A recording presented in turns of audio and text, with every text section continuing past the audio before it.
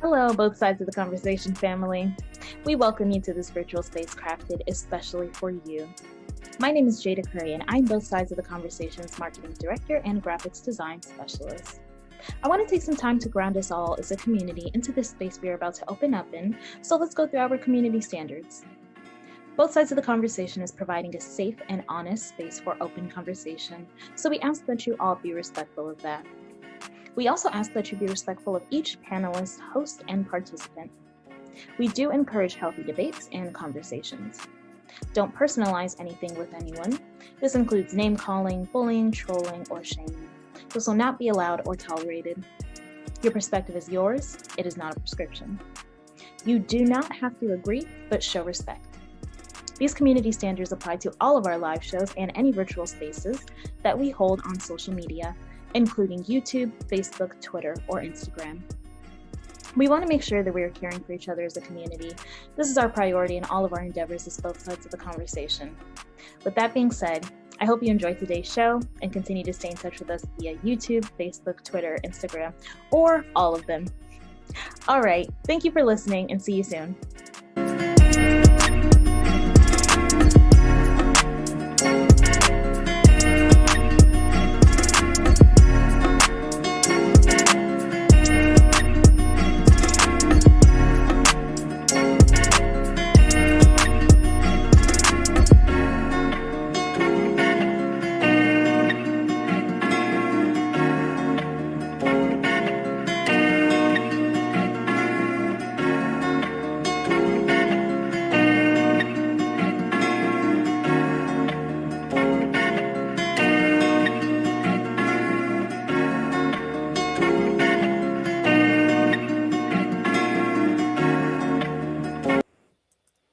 Welcome, everybody, to both sides of the conversation. I'm John Henry, Executive Director. Today is Sunday. Community, you know what that is? We're going to have a great community conversation. Today, we are talking about being Black in America. We're talking about the race, the inequities and inequalities that is taking place in this country.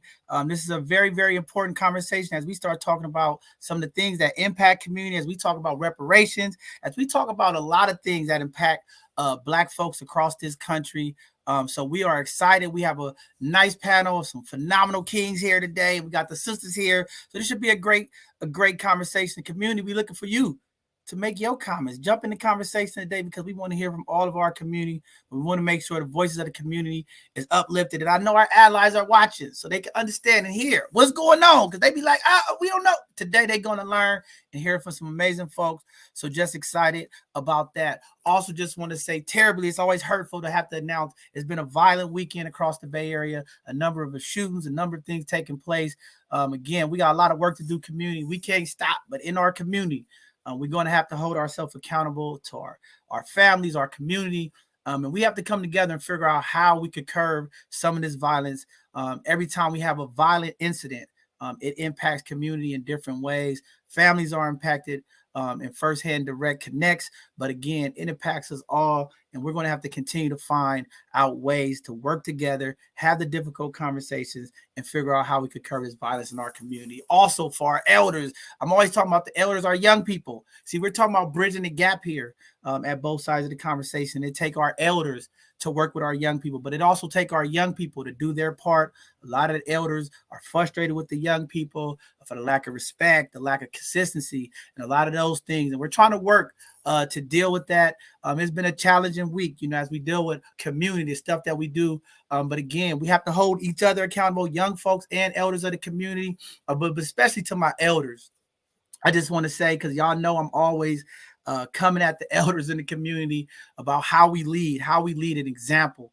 And it's terrible and it's tragic when so many things are happening in our community and the elders are part of that process or allowing that process. We have to be the ones that set the standards for our young people and our young folks that's in the community, because they look up to us. And whenever we don't lead right and when we don't stand stick and firm about the things that are right, we're going to have more tragedy and issues in our community. So we got to keep fighting to do that. It takes a lot. It's going to take us all. It's no rights and wrongs, but we got to continue to be open to come to the table, have the conversation, and all of the elders in the community. We have to lead by example. Our young people are watching us.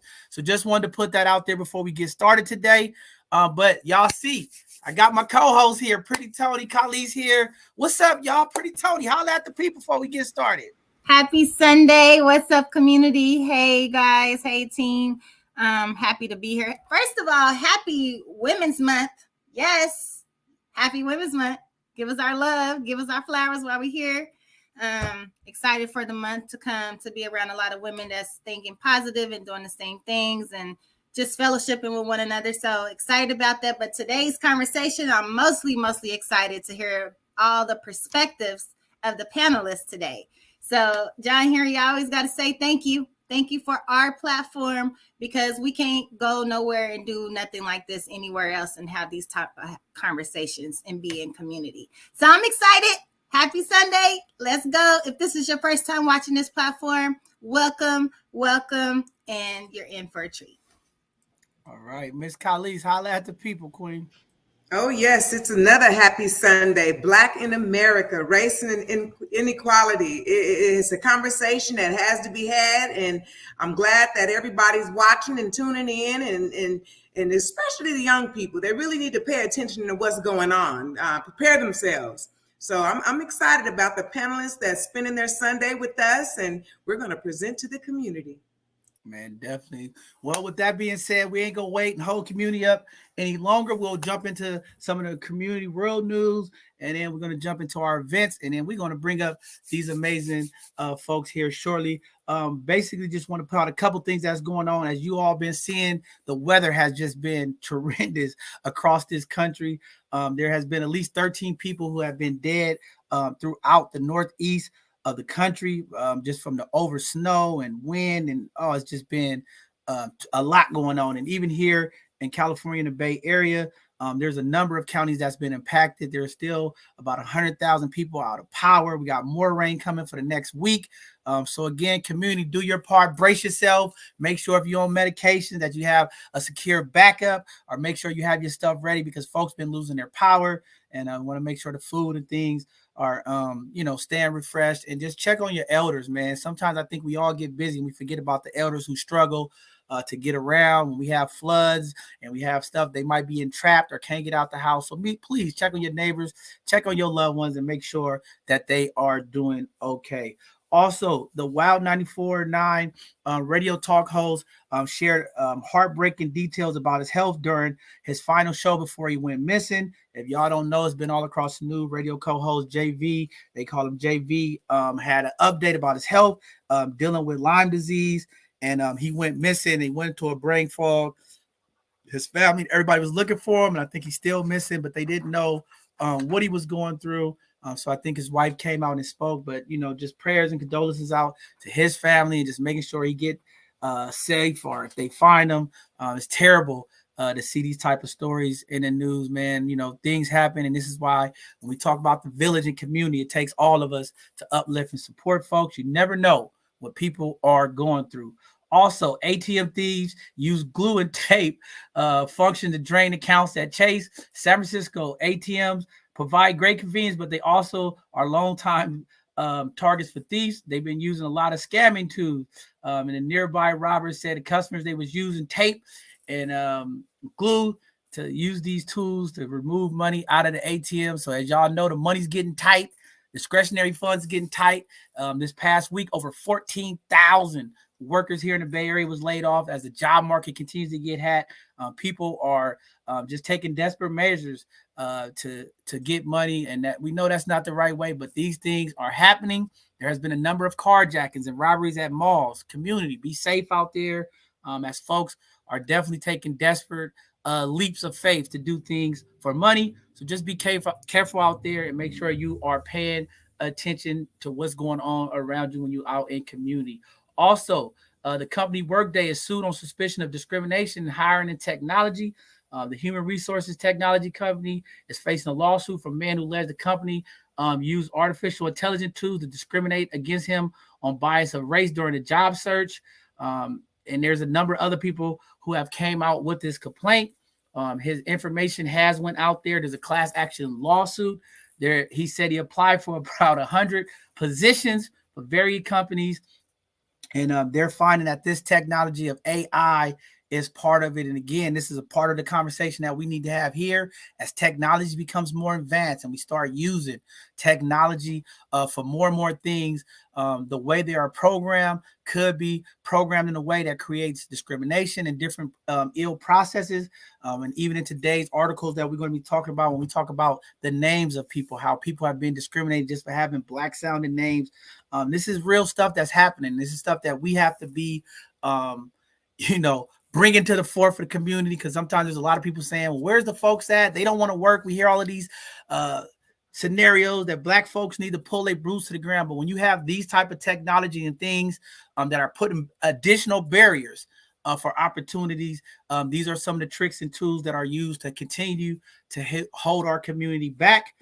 So again, we got a lot of work to do, community. This stuff is real, but we're going to have the conversation, and we got to continue to be present and hold folks accountable as they're continuing to use these type of technologies in community. So with that being said, I'm gonna turn over our upcoming events to Khalees and let them get through them, and then we'll have 2 short clips and we'll get started for today's show. Be patient, community. Yes, Reparations Economic Empowerment Subcommittee meeting is happening March 6th at 5:30 p.m. There is a virtual link if you'd like to attend. Learn about the Trees of San Francisco. That's happening March 7th, 6 p.m. to 7 p.m. at Manny's, 3092 16th Street in San Francisco. You can get your tickets at Eventbrite. The Reparations Policy Subcommittee meeting is happening March 10th at 5:30 p.m. And we do have the virtual link for you. We'll have that on the down below. OMI Cultural Project, San Francisco Library, the Aztec Mexica, 2023 New Year's celebration. That's happening March 11th, 2 p.m. to 4 p.m. at the Ingleside Branch Library in the courtyard. For more information, www.omicpp.org, and the link will be displayed. Coalitions of Africans in the Diaspora, Black Migrants Navigating the Legal System. There'll be great speakers March 14th at 6:30 p.m. to 8 p.m. You can register at eventbrite.com. Let Your Voice Be Heard. DKI presents by Supervisor Shaman Walton. That's March 14th. The rally is on the steps at 12 p.m. Board of Supervisors meeting 3 p.m. San Francisco City Hall, room 250. There'll be a Zoom at 415-665-0001. The meeting ID is 2497-265-2335 and we'll have that information for you below. Support for Families, a free conference for families of children with disabilities. That's March 18th.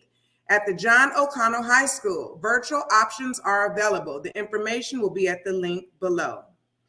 Reparations listening sessions. That's Anti-Blackness in Gay, San Francisco. That's March 23rd, 6 p.m. to 8 p.m. at the McLaren Complex 250, 2130 Fulton Street. You can register at the link below. Girls Who Code's free San Francisco summer program. There's 2 free programs. The deadline is March 24th. You could go ahead and access for more information on the link below. Crochet Outside the Lines with Amy Lange. That's April 1st from 11 a.m. to 1 p.m. For more information, www.eventbrite.com.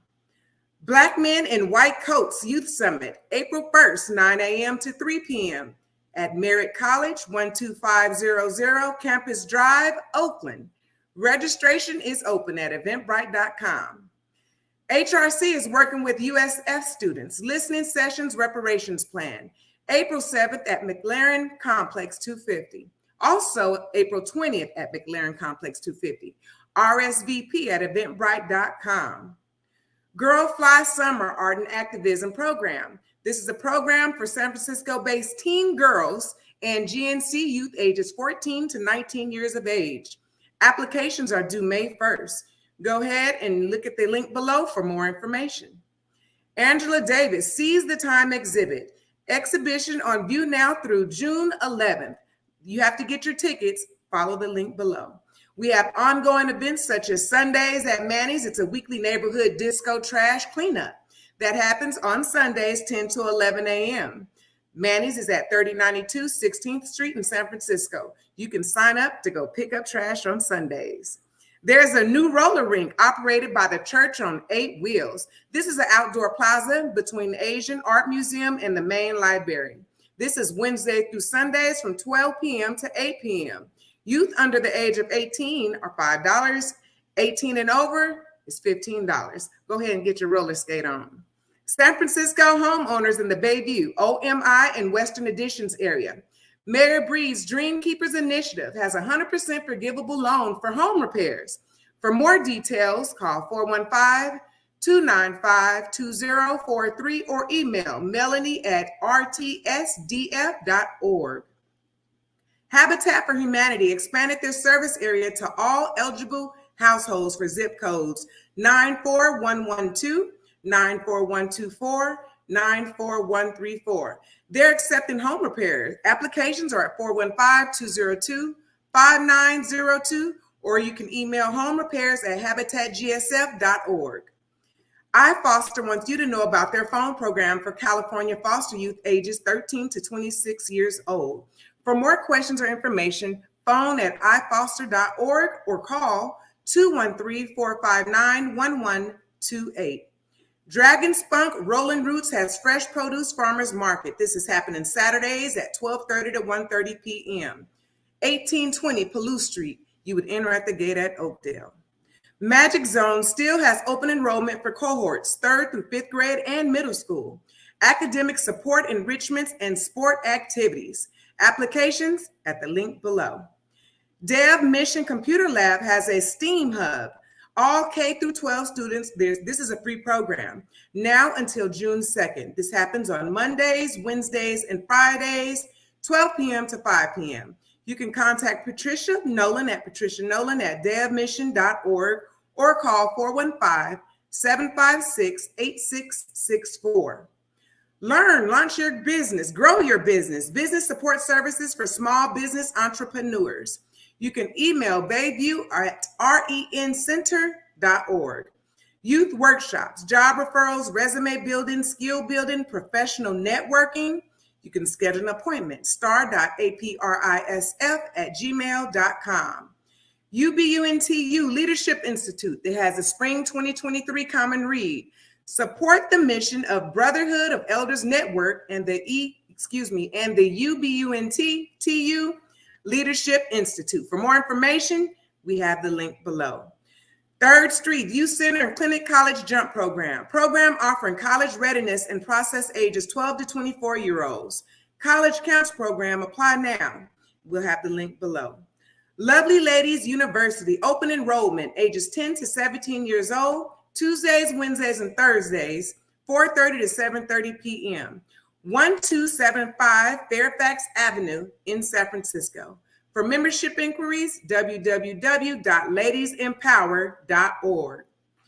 High school seniors in San Francisco, you can apply for a $5,000 scholarship. Mayor London Breed's program. The deadline is March 17th, 5:30. We have the link below. And trust me, you need money for college. You need to learn this. You need to get it now. Jump ahead of the game. Apply for all the scholarships so that you can get into college.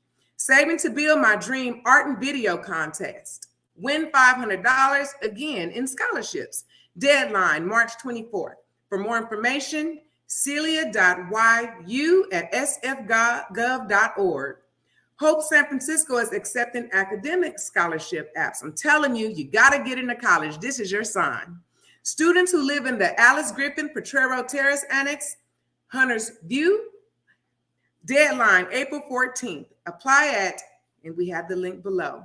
There's a 6-month workforce program in San Francisco. Paid jobs for ages 17 to 24. Deadline is March 13th. The link is below. And Sex Will Be Legacy Fund Apprenticeship Program, paid summer youth internship. The deadline is March 15th, and we also have the link below. UCSF Science and Health Education Partnership, Cellular Construction Workshop. It's a paid STEM opportunity. The deadline is March 19th, and there's a link below. The City and County of San Francisco has an upcoming career event. Career Resource Fair, April 15th, 10 a.m. to 2 p.m. at the Civic Centers Plaza at 355 McAllister Street in San Francisco. You can register at the link below. There's jobs out there, so keep up. Access all our links below for more information. MOAD Teen Program, Bay Area students grades 10th, 11th, and 12th. Join a 5-week art making summer program. Application deadline is April 17th, and you can access that link below. Kumba Healing Project has 2 24-hour positions available for a fellowship and peer specialists, motivated and interested adults of African descent. Email your resume and cover letter to Rosalind Roddy at sfdph.org. IT and Web Development Apprenticeship, spring cohort begins April 1st for ages 16 to 24. And we have the website below. Hunters Point Family has 24 plus job opportunities. Apply now for job descriptions. You can access those, the link below. Also, you can submit your resume at the link. But most importantly, both sides of the conversation, join our youth team. This is the San Francisco Youth Volunteers is needed. It's a paid stipend, high school or college honor roll students. Join us. You can email hr@bsotc.org. It is very important. We have a lot of events out there. BSOTC is in search for volunteers. So understand that we really excited to have you. So go ahead and jot down that email, hr@bsotc.org. All right. So now we're going to go ahead.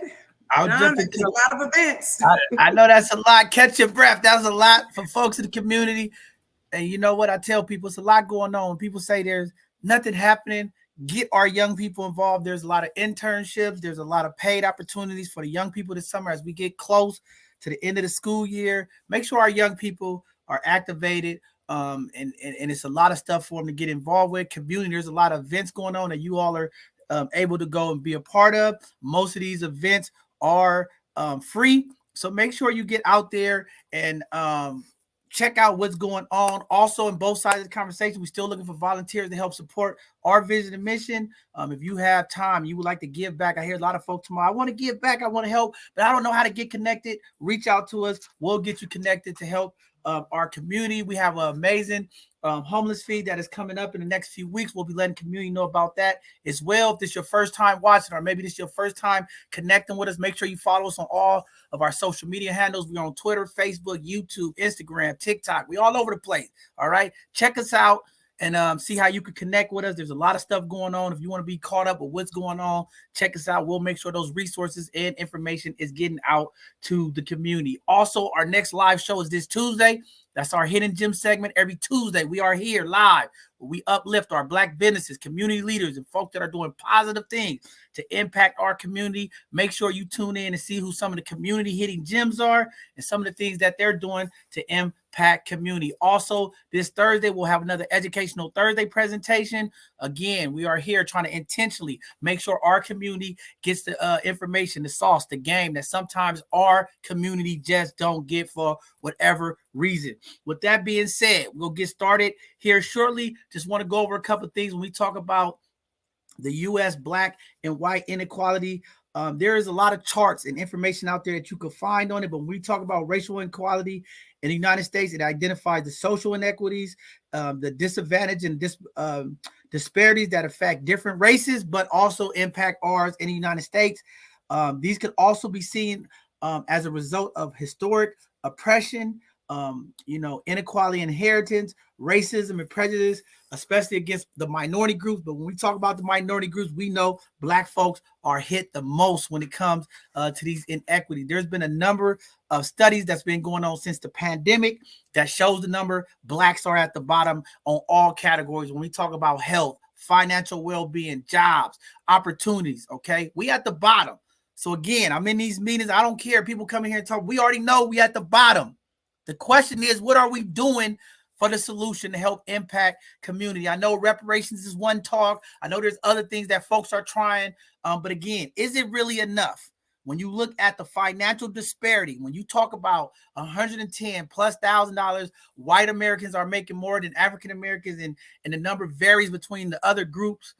That's a real conversation. So again, what are we going to do to help impact this? How are we going to make the change? Community, what are we going to do to hold each other accountable, to help uplift each other when we get opportunities? So again, those are some of the things that we'll jump in conversation today. But before we get started, we got 2 short clips that we want to share with community. Khalis is going to pull them up. Just be patient, community, a couple of minutes each, and then we'll start introducing today's guest and jump into today's conversation.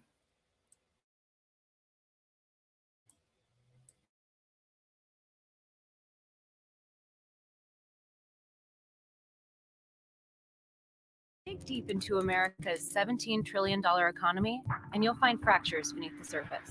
The spoils are split unevenly between men and women, old and young, high school dropouts, and MBAs. But one of the most divisive disparities is only skin deep. This is the economy in black and white. Everything you own, houses, stocks, cars, that's your wealth. In 2011, the wealth of the median white household was over $110,000. African Americans on average 17 times less, just over $6,000. And housing has a lot to do with it. For the average American, their home is the most valuable part of their portfolio. It's an investment that can appreciate with time, and it can be passed from one generation to the next. But the rate of homeownership among whites is 28% higher than that of blacks, and the lingering effects of segregation could be to blame. Discriminatory practices by the Federal Housing Authority prevented African Americans from buying houses in many suburban neighborhoods. The Fair Housing Act of 1968 sought to level the playing field. But by then, African Americans were entering a housing market that had already seen massive appreciation. Meanwhile, white families had seen their housing investment soar in value during their head start.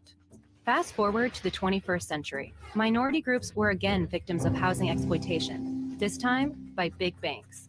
Bank of America and Wells Fargo, among others, were compelled to pay hundreds of millions of dollars in fines and restitution for pushing minorities into exploitative subprime mortgages and charging them higher rates and fees. This contributed to the fact that Blacks and Hispanics lost nearly a quarter of their wealth between 2004 and 2010.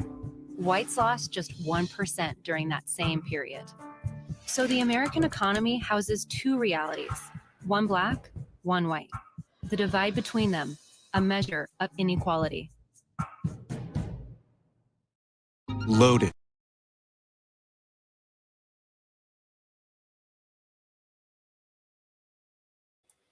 All right, I know we got one quick short other one, and then we're going to go ahead and bring up today's guest.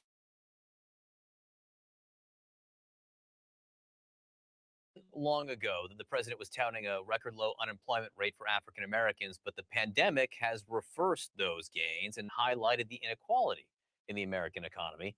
Chief business correspondent and early start anchor Christine Romans with that. Romans. John, some tough numbers here. For African-American families, it's a double hit, disproportionate impact on their health and on their employment. The jobless rate has spiked from a record low in February to 16.7% in April, and it's likely much higher now. We'll get an official number on Friday. Job losses are even more severe for Black and Hispanic women who disproportionately work in retail, hotels, and hospitality. And for Black Americans working, John, there's the added anxiety of being a frontline worker. African Americans make up 11.9% of the labor market, but 17% of essential workers. They are grocery store clerks, warehouse workers, post office workers, cleaning services, healthcare, childcare, social service, and they make less. On average, Black workers are paid 73 cents on the dollar for white workers. The typical Black household has one-tenth of the wealth of the typical white household. That's according to the Federal Reserve. Now, smaller earnings and less savings, that makes it difficult to build wealth and to shelter through the pandemic. A recent Fed survey found Black households were about twice as likely as white households to say they would have trouble covering their bills if they had an unexpected $400 expense. John, these are the numbers, I think, that quantify systemic racism in America. Studies have shown Blacks are the last hired and the first fired, that resumes with names perceived as Black sounding are less likely to get an interview. And John, even a college education is no guarantee. African Americans with college degrees have less wealth than whites who did not graduate high school, John. These are the numbers. These are the facts. This is the underlying system that we are now hearing so much about. Wow. Those numbers are crushing community. It is real. I know people are already saying it's way less. I'm sure it's way less because these were a couple years ago on some of this. But again, it's the conversation day. We're not going to just talk about the housing. We know housing is a big part of it. But when we look at the job market, and we got some folks here to talk about the trades and different industries, we, Black folks in the community, are being hit at a high time rate. So with that being said, community, we're going to go ahead and start bringing up our panelists today. First, we're going to bring up my brother, Myron Clifton, to the screen. Welcome, King, to both sides of the conversation for our Sunday conversation. Go ahead and introduce yourself to the community. Let them know who you are and what you're doing, brother. Hey, thanks for the intro. I appreciate that. And hello to you, Carlise and Tony, and the rest of the panelists. I'm Myron Clifton. I'm a novelist, a podcaster, and a blogger. I write, and I write a lot. And I'm a father. I'm a single father. And I'm a homeowner, since we were talking about that. And I've lived in 5 states, and I've worked for major corporations and small corporations. And so the question about reparations, about homeownership, and about inequities all throughout the American capitalist system are issues and topics very near and dear to me. Thank you.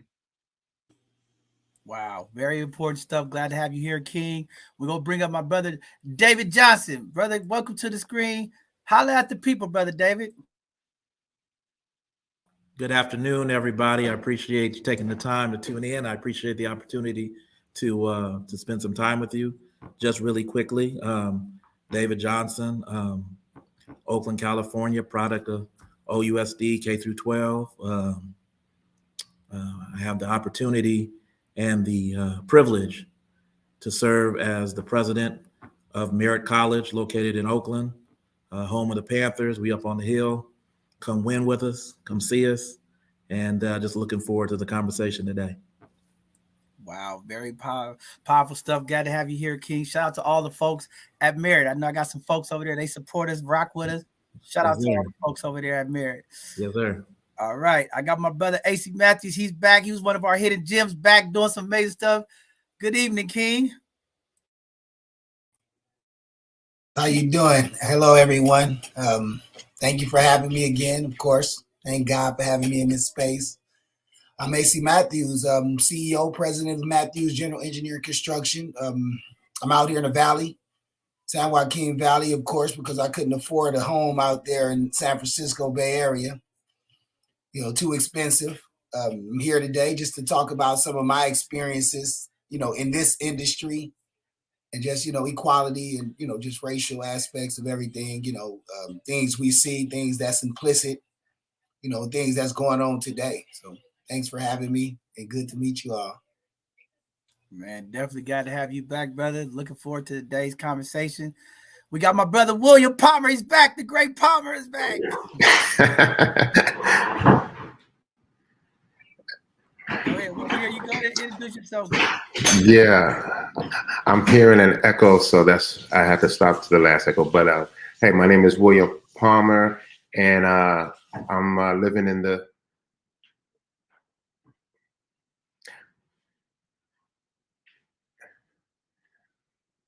DeVos Triangle, the home of the peace and love movement.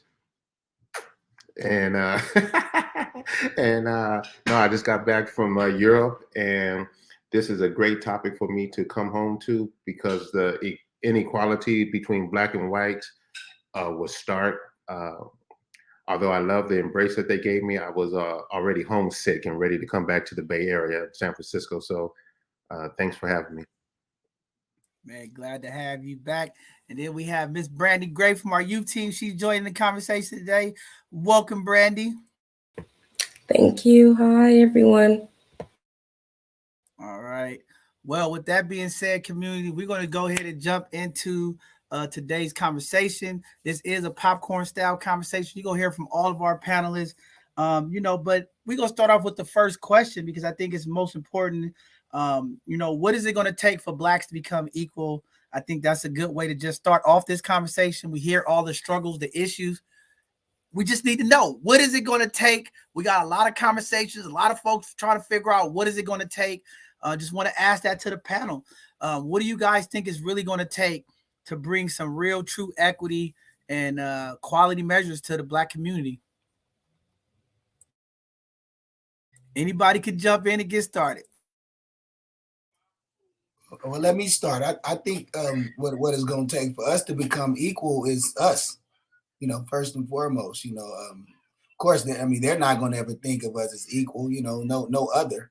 So first, we're going to have to believe in ourselves and, pretty much band together. We are our own problem. So we're going to be the only ones that have to solve our own problems. So equality comes with us. It's going to stand through us.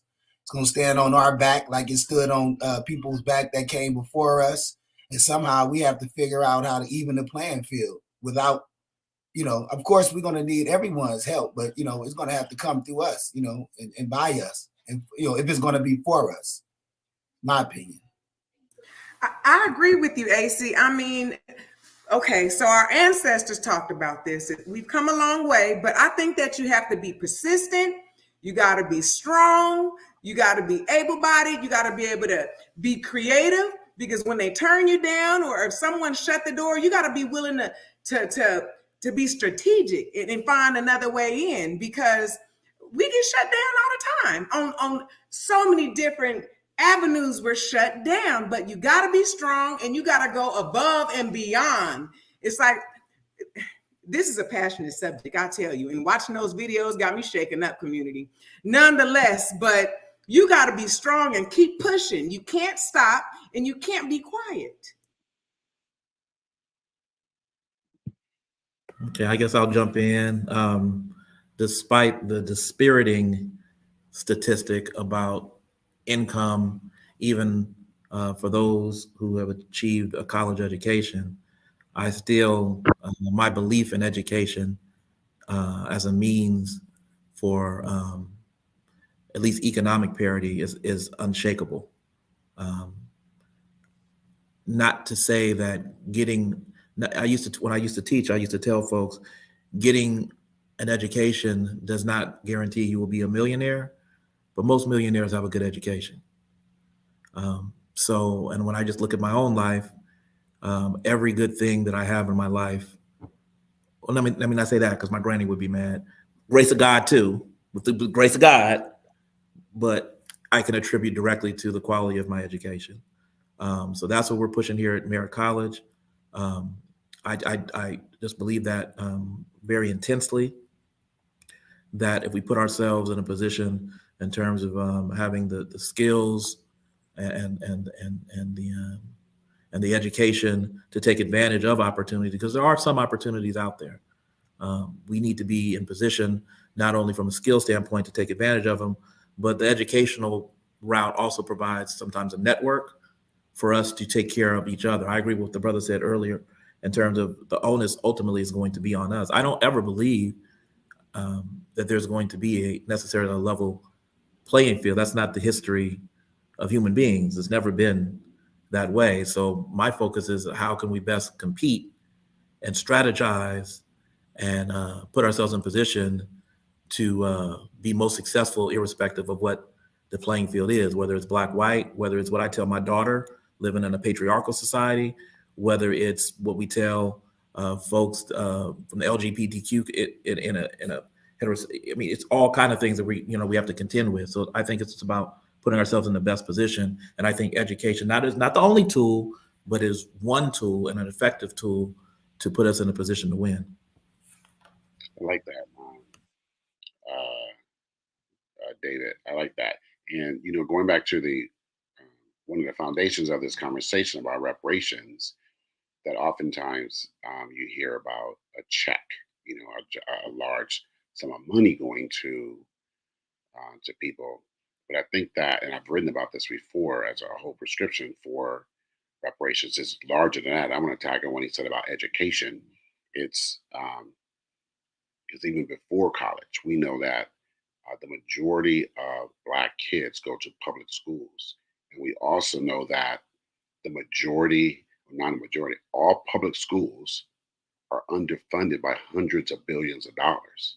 They're underfunded. We know this as a nation, that public schools are underfunded. And that's better salaries for teachers, that's equipment, that's facilities, that's all those things, the extracurricular things, the music, the sports, and all those things. We know that is an issue. So you take preschool through K, and then our kids are in underfunded schools. So that's one aspect of reparations. Fund our schools, right? To tag on to Merritt College, right?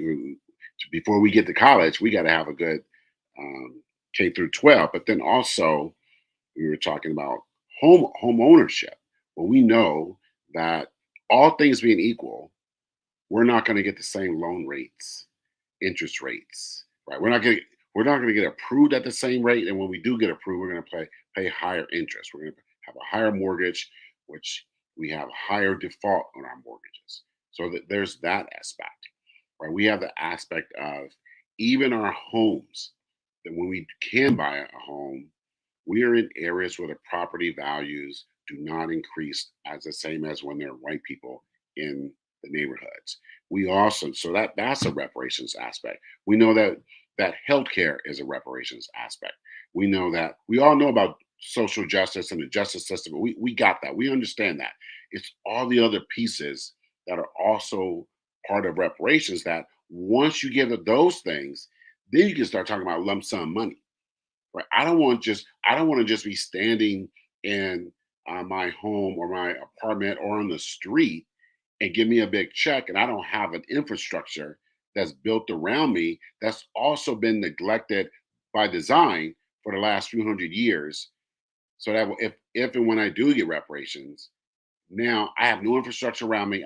My school was underfunded. Everything around me is subpar according to the American standard.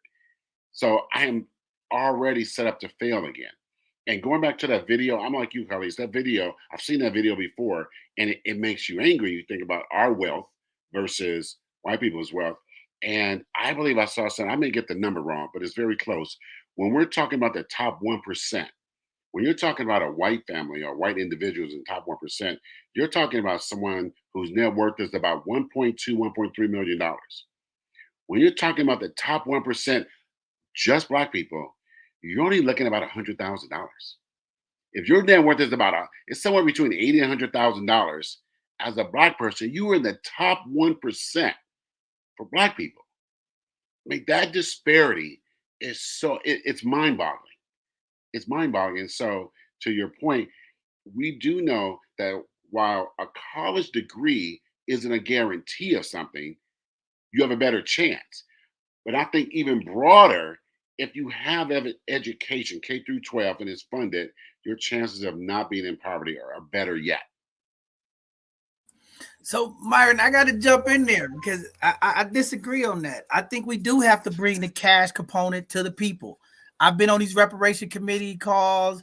You know, they talking about $5 million. That's a drop in the bucket. You get what I'm saying? When you look at San Francisco as one of the cities taking the lead on reparations, I know it's happening across the state.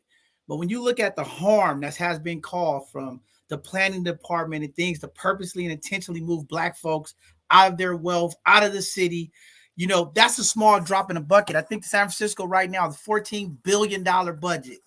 All right. If we took 10%, 15% of that budget, okay, and you empowered Black people with cash, it will the trajectory of the impact would change. Because again, I keep telling people you can't get mental health if you don't have money. We can't get mental health providers. We can't get education if we don't have money.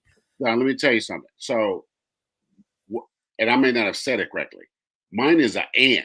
Mine is give us the check and do these other things.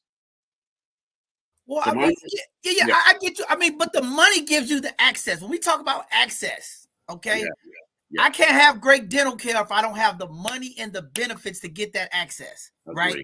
So that's why when I'm arguing with these people, because we get a lot of opposing people from different communities saying, well, you know, we shouldn't give Black folks that money. What are these people going to do with it? And all these you know, things that they talk about, you know, they're going to buy rims and cars and drugs. Like, listen, I tell them, listen, when our ancestors got took from the land, nobody said anything about how they was raped, tortured, beat, all of the things, right? And they built this country that makes trillions of dollars off the backs of our ancestors what started. I don't care what these people do, but I know one thing, okay? If you gave $2 million to every Black person in San Francisco, you dramatically impact that city and those people. You move people off the streets, okay? And this is why that $5 million number seems so crazy to people. In San Francisco, your average medium home is about $1.5 million.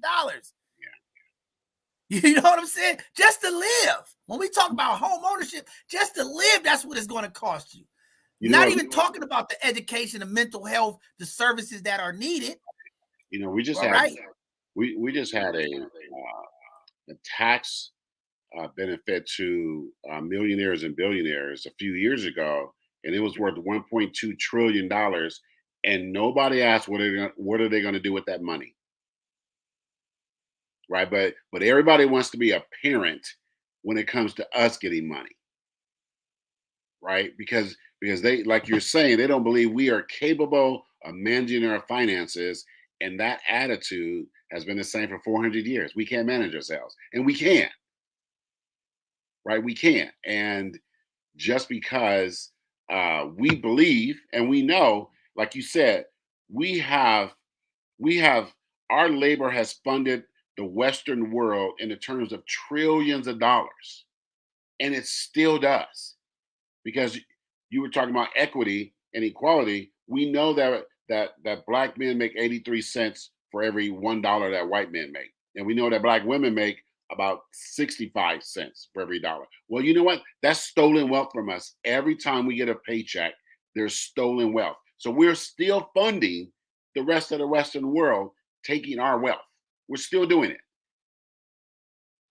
Man, can you hear me?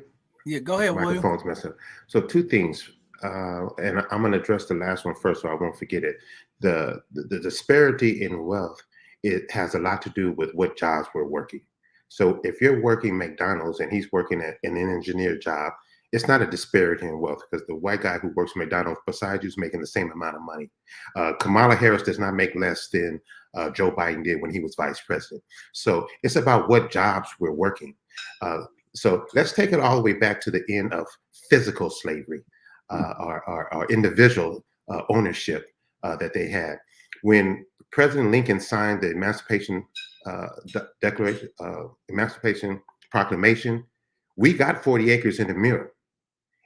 When they killed him, the next president took it all back. So do your research. When they give us when they give us reparations, they already know when we go buy a home, it's going to some white person. When we go buy whatever we're going to go buy, it's going to go. They don't really have a problem giving us this money because one way or another, they're going to get it back. They don't do anything without a plan. See, we're the only ones who fail to plan long term. So when I talk about city planning, I'm talking about we need to segregate ourselves. We need to make sure that when we educate our kids, we're not sending them to their school system built by Rockefeller, who designed it for that, so that we can pay into his system of earning so that we can be a worker. We have to make sure that when our kids is taught, we teach them what they need to know, and then we send them to a black college and tell them to bring their butts back home and open up these business and teach and do all these things. See, we don't really have black long-term strategy planning. We have, can we work for you, massa, and give us a break planning? And that's where our problem is. We think when we talk about segregating ourselves, that this is going back to a Jim Crow or to an anti-white or some type of other system. No, this is when we succeeded the most. Black Wall Street and all the other black communities that are now underwater, somebody's lake in somebody else's other state, when they drowned it because we were doing so good, which I don't think will happen now, but who knows? When we did for ourselves and segregated ourselves, that's when we were prosperous. When we try to fit into a system designed by them to make them wealthy, we are no more than a slave by a different name. And when are we going to wake up and understand that part? Well, I think, William, I want to say this. I think you're right. You know, and here's one of the things that I always say: every time black folks advance, there's a policy in place for somebody come in to take away. So when, even in that video, when you talk about, okay, they identified what was going on with the redlining and housing, they gave black folks access to loans, but then they gave them subprime loans, high interest rate, and they knew these type of things. So it's like, we never really get true equality. We never really get true equity, right? It's like, hey, it's the performative stuff. We gave you something to hush you up, but we got a plan in place that we gave you something. So performatively, publicly, it looks like, hey, black folks are advancing, but behind the scene, we stripping you. We're going through this right now in San Francisco with the Dreamkeeper Initiative. All right, $120 million was removed from the police department and given to the black community to impact black community. So you know what happened? Black folks start advancing each other. Opportunities start happening. Events is going on. These folks see black joy in the community. People thriving. Opportunities coming. And now they coming after the money. Now they want to take the money back. Now they coming after the mayor. Now they coming after you get what I'm saying? So it's like, do we really have a chance? Do we really have the tools that it takes? Because see, when we get these opportunities, we have to be passing it down in a way that is going to be sustainable and is going to go generation to generation. And I think that's the problem that we're facing. You know, and even at the 80 cents a dollar, I think it's even more now in 2023. And it's not just the jobs, but when you look at that McDonald versus McDonald job, we just gonna keep it on that level. It's still statistics show, even in those jobs, white employees are still making 1 to 3 times more than the black workers, right? So when we look at it from all systems and all industries, that disparity is still there. And I know my guy AC's here. He'll talk about it in the construction industry. Now, these are union contracts, and they still find ways to give those other workers opportunities for overtime, different things. And sometimes that's the little difference that gives that appointment, you know. And when we talk about the larger institutions, we don't even want to go into those numbers. When you look at the Walmarts and all of that, how do they thrive? You know, and versus what do we have in our communities? And I mean, it's sickening. But again, black folks, we got to come together and really find out how we're going to push against this. And then how do we advocate and stay together in solidarity? Because I think what's going on right now is too many messages. You know, everybody got their own agenda and we're not working together. And it's great that we have different people in different pots, different areas trying to move the mission forward. But when we're not in one uniform, I mean, it destroys us. But even that access to that money, William, I see somebody in the chats. Okay, if you put money in black folks' pockets, okay, this $5 million, that's home ownership. Okay, schools thrive off the tax dollars from home ownership. Even if we create our own black schools, you're going to need funding to create sustainability. So I think it's also important to also think about, like, we haven't never had millions of dollars. We haven't had these big lump sums. So sometimes people are going out buying things because they're playing catch up, or they getting things that they never had, or whatever the reason is. But I think one part of our community is missing is the leadership. We don't have the Dr. King no more. We don't have Malcolm X. We don't have those leaders. We don't have the Black Panthers. We need leaders. We need leaders to get us prepared for what can come. Get us educated on what we should do with our money, how we should invest, because people don't know how to invest. People don't know what direction to go in, and that's why they spend the way that they do. Tony, and I would also say that they have to take time to want to be educated on those things as well. I know it's a two-way street, but I also think if those things were just offered more, if they were available more, if they were in the environment more, then people will adapt to getting educated, and then they'll know how to spend their assets. But Tony, I got to push back a little bit because we do got leaders. Okay, we just don't have enough people that's rallying around the leaders. I mean, this platform here, we do our best to educate community on financial literacy. Tony, you a leader. You lead the next generation of young ladies. But how many people are around you? See, that's the thing. We don't elevate each other. In the Black community, when it's negative stuff, when it's things that's taken away from our culture and what we need to be doing, we elevate that. We celebrate that. So I don't think it's not that we have the leaders. I don't think we have enough of our community folks that appreciate and value the leadership that we have, because we get into our hating stuff, right? You know, we got a Black mayor here in San Francisco. It's all this hating stuff. Yes, politically and policies, everything, you're not going to agree with it. It's politics. But as a Black woman, Black people, what are we doing to support our leaders? We get Black folks in position, not even on the city level. Let's talk about it in our principals in our school. Let's talk about the guys at the janitor department that's running. We can't even support them. So I think Black folks, we also got to pull the mirror out and look in our faces and find out when Black folks are in charge, what are we doing to uplift them and not hating on them, tearing them down? Because I see a lot of hate out there. I see a lot of people tearing each other down when they don't get the opportunity and saying, hey, you got the opportunity. How can I help you so that we can continue to build the movement? That's the conversation that I think we need to have when we talk about our Black leadership, because we have some phenomenal folks. Now, don't get me wrong, Tony. We got some doggone, we got some elders and some folks in the community that's holding our community back, and they're very divisive, and they won't pass the torch, and they are misleading our young people. But that's about accountability, and that's about the community standing up and not being silent, because I see it all the time. Some of these pastors, some of these senior leaders of our community are very divisive, dividing our community, and everybody stand on the side of them and don't say nothing. Break the silence, community. We got to move these people if we want to move forward. Right, that's a failure in leadership, and you get that a lot. You know what I mean? You know, leaders actually doing for their own selves and their own people, like as if we all aren't one. But how do we motivate these kids to stay in school? Because my son comes from school every day with nothing to say. It's just boring, and I ask him every day, you know, like what you learn, what you do, and it's just, you know, geometry. Yeah, you know, it ain't.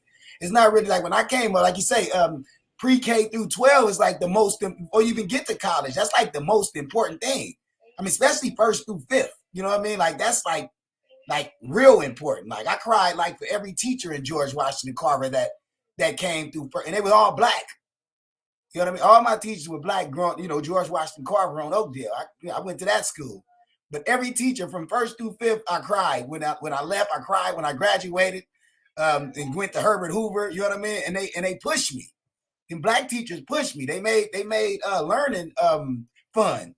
And even when I got to middle school and kind of dropped out and went back, I got into Mission Rec, and we had a teacher named Chapman who was very instrumental in me just loving to come to school every day. You know what I mean? Just rounded up people from the neighborhood, and we all drove to school in his class because he made learning fun. You know what I mean? But nowadays, it's just, you know, now these teachers are not interested in teaching us. And then when it comes to getting the money, yeah, I think we deserve the reparations, but if we don't know where to put the money, then what we do? You know, everybody was getting EDD money. What, you know, everybody had a piece of that. You see what they did with, you know, most of us did with that coming from where we come from. Nobody really took that and, you know, used that to build, you know, to build upon. You know, so, you know, now all that money just went through everybody's hands, and what, you know, it's just the remnants of cars and clothes that, you know, most of my people is looking at right now. That's worthless. You know, nobody, you know, ain't like a lot of businesses popped up with that money, you know, in Hunters Point, you know, where, you know, it's fish markets and you know, our own supermarkets, you know, it's not You know, we haven't even opened another supermarket besides Super Save down there for ourselves. You know, we're not doing anything for ourselves in terms of the community. And that's where segregation comes in, like the gentleman willing partner come in. Where are we doing for our own selves, you know, like far as where our money can stay in our community? Everybody else money stays in their community for days, when our money stay in our community for minutes, you know, because we don't got nowhere to spend it, you know. So that's important, you know, as far as us as a community and building and growing together, being able to at least keep our finances together and build on it. You know, I'm looking for a loan right now. You know, where are the black banks at? You know, so That's the John Henry Bank. He got a credit union. And to expound on that, we don't even know the difference between a credit union and a bank. A credit union, anybody can start. Your family can start a credit union. The Rockefellers, the Rothschilds, they started a credit union and made sure that everybody that passed through their lineage is already secure with an account and money in it and so on. We don't even know how to start to build wealth. So we're going to give it away. That's not a slight on us. But let me ask you this: when we talk about school, they say people don't know how to keep the kids interested in school. Are we teaching financial literacy in school? Are we teaching about the law, your rights, what you say to a police officer? I have a right not to speak to you. Here's my ID and insurance. Like, we don't even know the basics of everyday life coming out of school.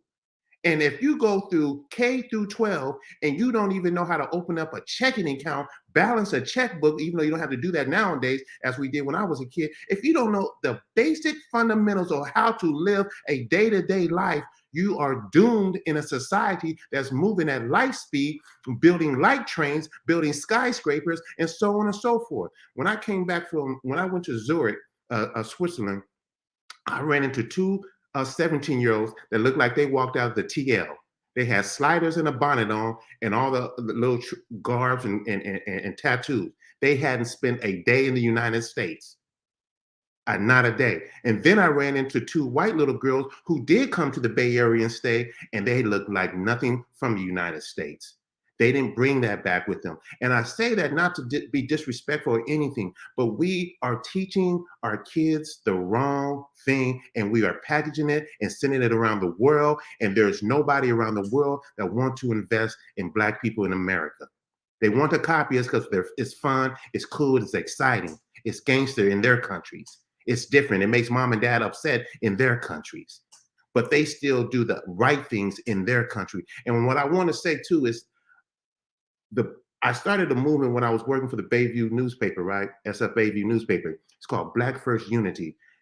San Francisco was 14% Black.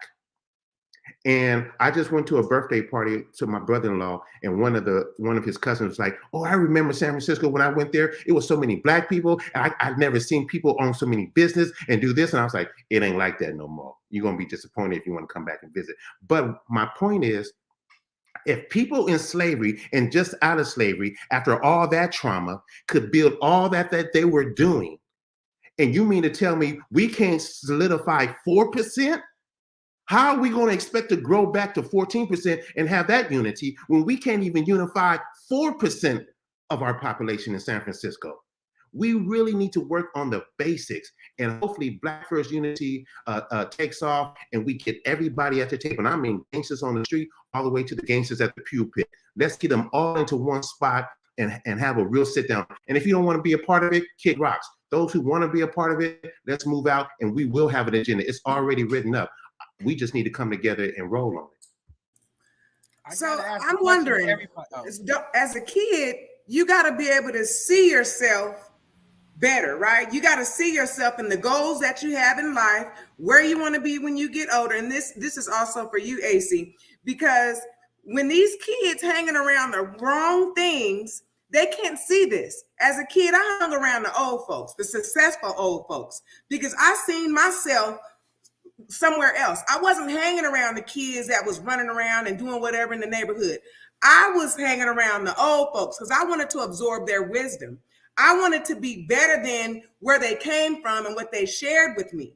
So I made sure I would go to West Oakland to my grandmother barbershop. I'd absorb her wisdom. I'd go to my uncles and aunts in San Jose. They had a care home. I absorbed their wisdom. I had to, as a kid, separate myself and see myself on a whole different level than where I could be. And so I think that these kids need to make sure that they see themselves somewhere else than what society has patterned us Black and brown to go. So, colleagues, I'm gonna tell you like this: from a young person's perspective, we got Brandy here. She's a young person. The elders today, the older folks, they terrible. I'm just gonna tell you. The grandparents, okay, that 50-year-olds out here are terrible examples for our young people. I'm gonna just tell you, we got to be real about this. Okay, I know a lot of 50-year-old dudes that act like 20-year-old kids. We don't stand together. We don't. It's terrible. I'm just telling you, not all, but a large part of the problem is the elders are failing our young people, and we just got to call it what it is. Okay, look at social media. Look at all these folks that's 40, 50 years old and the type of behavior that they are displaying on social media for our young people to watch. Listen to the conversations in the home that the parents are having around the kids. This is a failure in adults. I keep telling folks, I can't blame everything on the young people when they're getting their very information from the families and the adults that they are around. We got to do better. If we want to change this, we got to do better as adults because we are failing this young generation. And I keep asking, even our educators, how long are we going to stand here and watch our young people fail in front of our face before we get in action? Well, I'm glad you said. I'm glad. I'm gonna speak up as a 51-year-old because and what I'm about to say again. I mean, no disrespect. I don't mean to disparage anybody. But what you said in terms of David, you don't have to say that no more because your perspective is your perspective. So don't apologize for nothing that you got to say. Okay, Say it. I'm gonna give you my unqualified opinion then. A lot of this, and again, it may be generational. A lot of this is you're saying with the kids. It starts with the family. We can talk about reparations and the foundation is the family. And I'm not saying this as a moral statement. I'm saying this as just an economic statement. When you don't have, and I'm not saying that fathers aren't present, but when you don't have, I was talking to my cousin about this.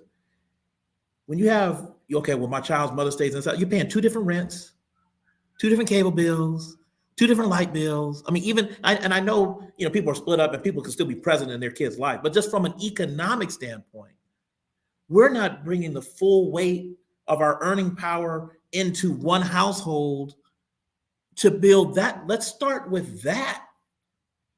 When I'm listening to Ben Shapiro, do these debates, and he says, well, how come between 75 and 80% of the Black children are born out of wedlock?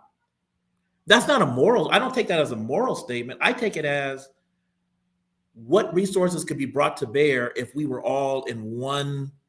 And it builds from that. If we were looking at like taking it from a Black nationalist perspective of the money and resources stays within your community. I hear people talk about we need to separate. Well, there's already a lot of separation anyway in terms of where people live and their social groups or what have you. I'm very careful not to ever, being a student of history, being very careful not to say pre-1960, pre-Plessy versus Ferguson. Brown versus Board was a good time.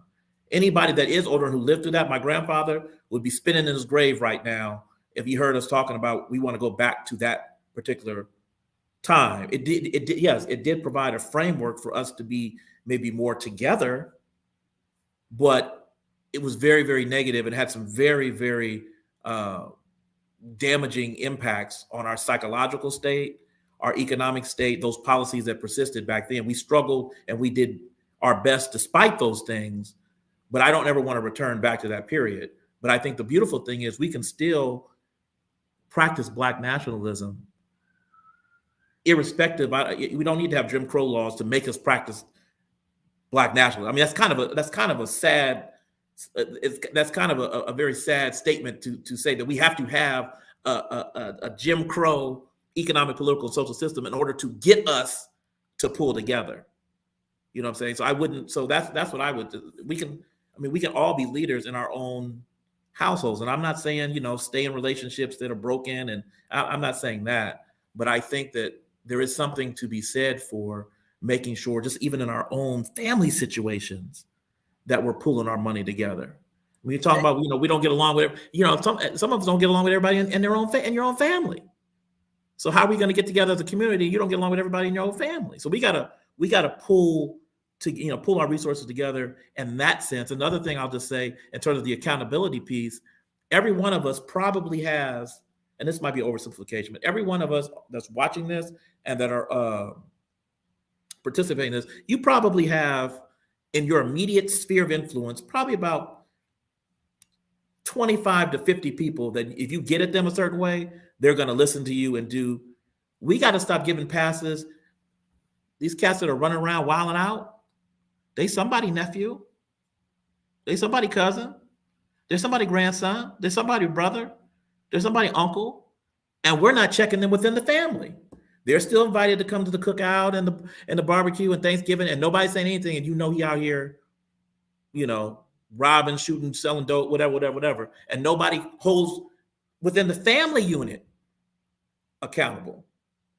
So I'm not saying, we got to pull out belts and start whooping people. I'm not saying that, but at the same time, I think there does need to be a level of family accountability, and that would form the foundation and basis of community, and that forms the foundation and basis of race uplift, and it all builds on each other. We do got to pull out the belt, start whipping people. Right. I was about to say they need it. I didn't know if anybody was a mandated reporter, so I'm not going to talk about what I do. They don't lend enough credence to the crack game and crack being dropped on us back then. You know what I mean? That's another trauma that we dealing with, as Black people. You know what I mean? Like when you start talking about separate homes and things of that nature. Crack didn't make it no better. You know what I mean? And like you say, they planned for 30 years from now. And I know this by being in the industry. I'm looking. Oh, well, back when I was on Harbor Road, I was with Teresa Bujama, and I was looking at plans for them building up behind the Navy shipyard back then. So I knew construction was coming, but I didn't know no way to get involved in it or no way like that. But I still knew they was coming. But it shows they was planning back then. So what I tell like white people when I talk to them about crack, right? Like that was just dropped on our neighborhood like that on purpose. Right? Like, and you dropping a whole block of cheese. Imagine dropping a block of cheese on rats. You know what I mean? Everybody going to go there and start nibbling that thing, and it still was, not that it was just confined to our neighborhood, but it was mostly there in every neighborhood.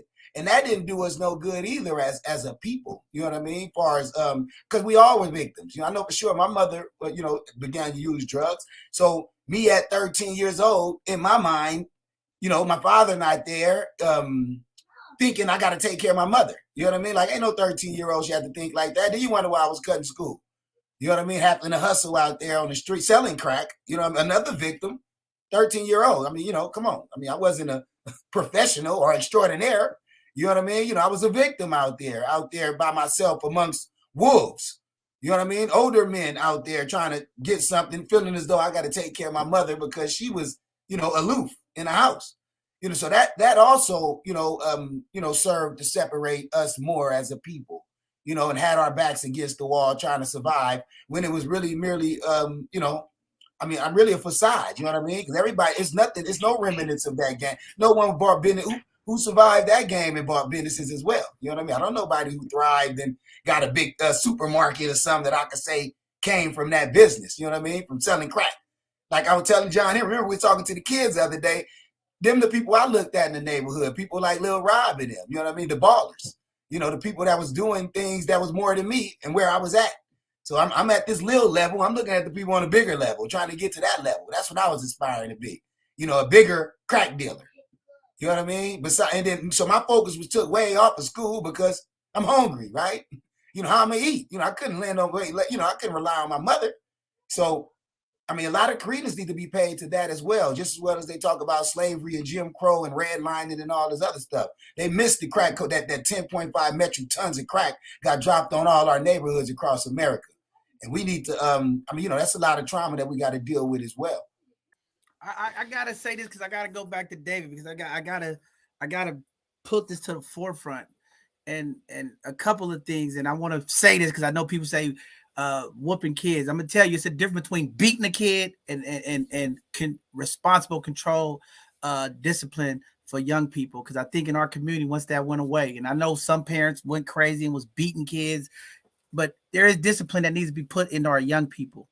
All right. Because these young people have lost respect. They don't have anything. And when you talk about these people in the family that's supposed to check these kids, they can't check them because they scared of them.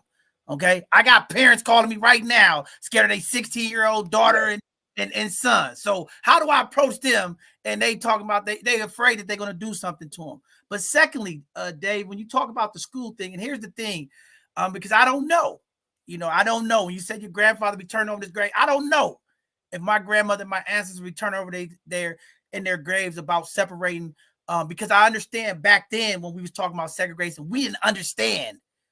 You get what I'm saying? The power of us being together. We thought fitting in was going to give us. But if you look at where we at right now in the educational system, let's just stay in the educational realm. When you look at the numbers and all the harm that's being caused from the institutional racism and curriculum, how they teach our kids, how they put us to the side, why shouldn't we? And this is what I keep telling people. If our people are not advancing, when do we say enough's enough? We need all Black teachers. These babies, it is studies shown, our babies do so much more when they have a Black male teacher, Black female teacher, right? We understand now the competition against white folks is not what it's about. It's about making sure that we elevate our mind to the next level. And every time we do that, there's some distraction, whether it's drugs, whether they blowing up our community, they burning up our schools. You get what I'm saying? But we got to think about where we at today. When we look at the advancement of Black students, the advancement of Black people, we are hurting mixing up with the rest of the groups. People come into our groups and take our benefits.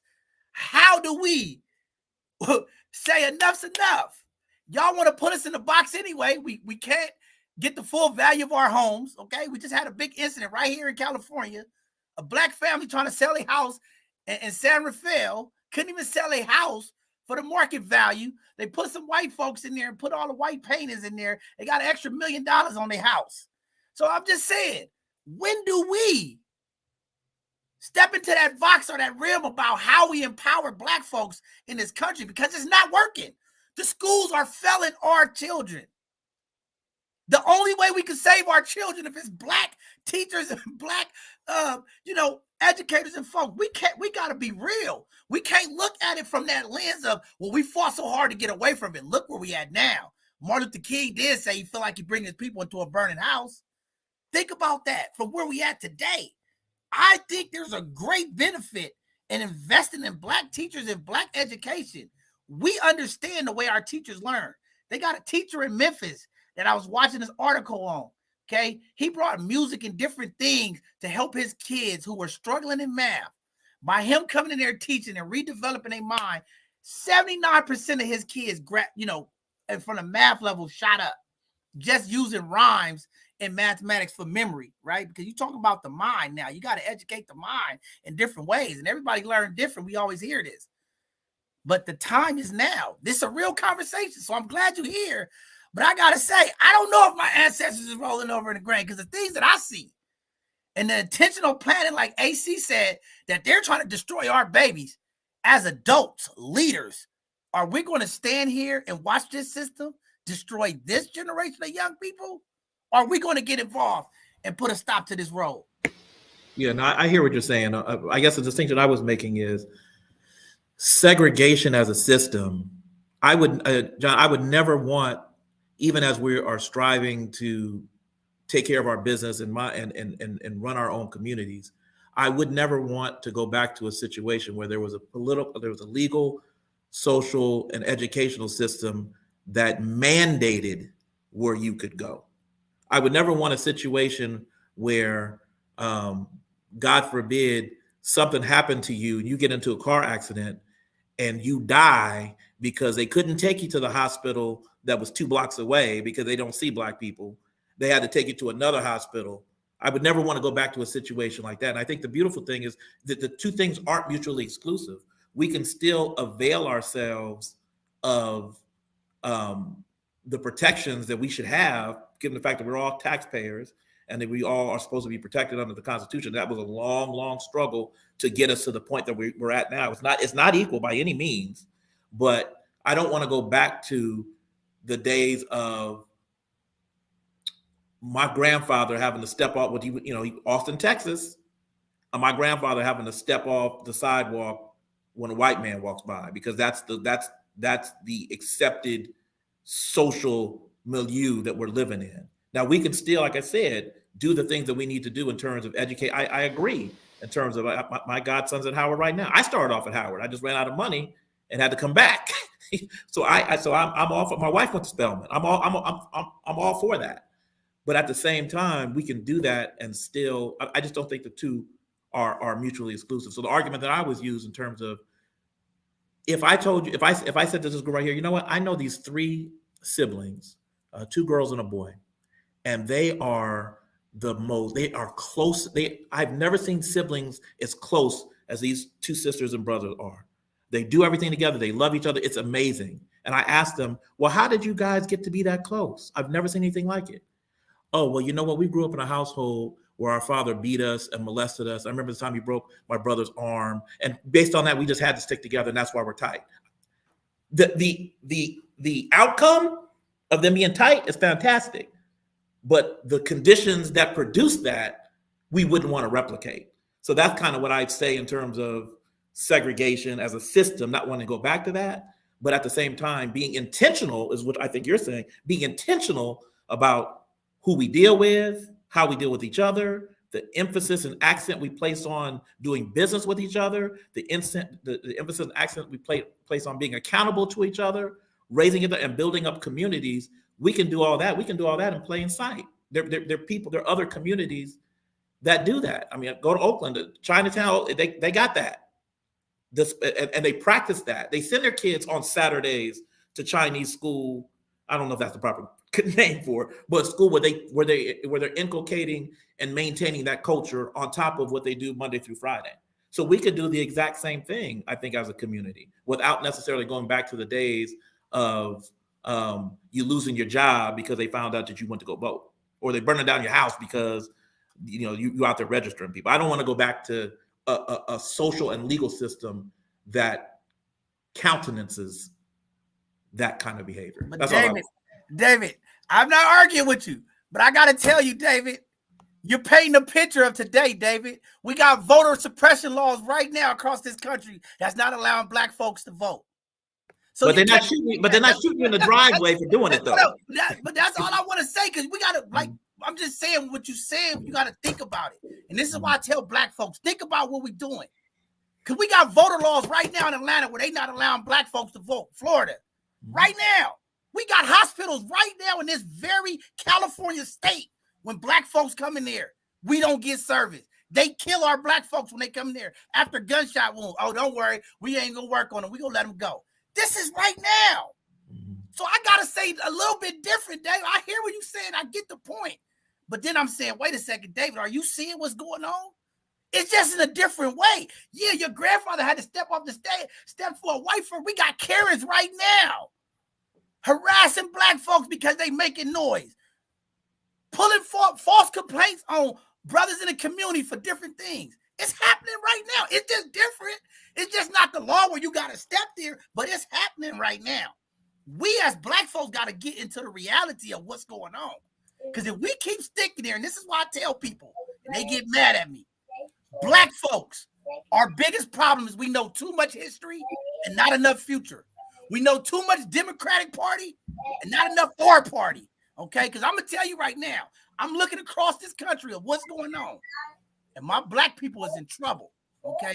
So anybody think what happened in 1950 ain't happening right now, you better go do your homework.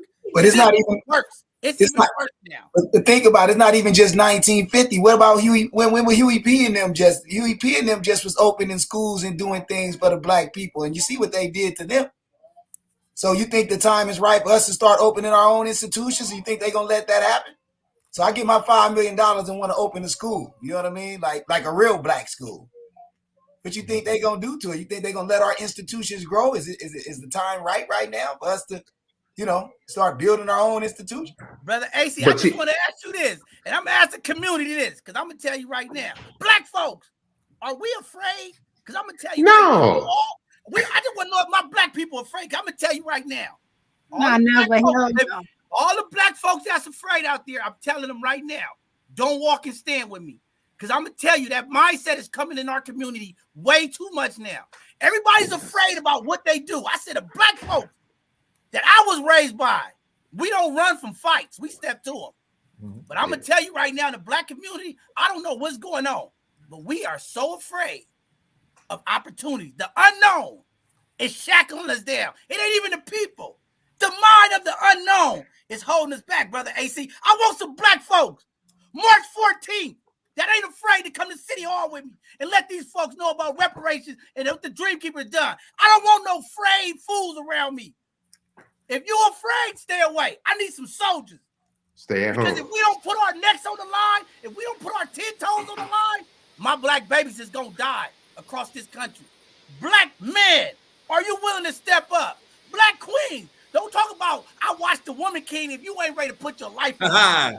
Yeah. Come on now. I'm going to stop because y'all going to make me get No, John, you can stop, but I'm going to continue. I started prefix. I said, Black Wall Street was done, right? I don't think it'll happen today, but you never know. But let it be known, let it be said.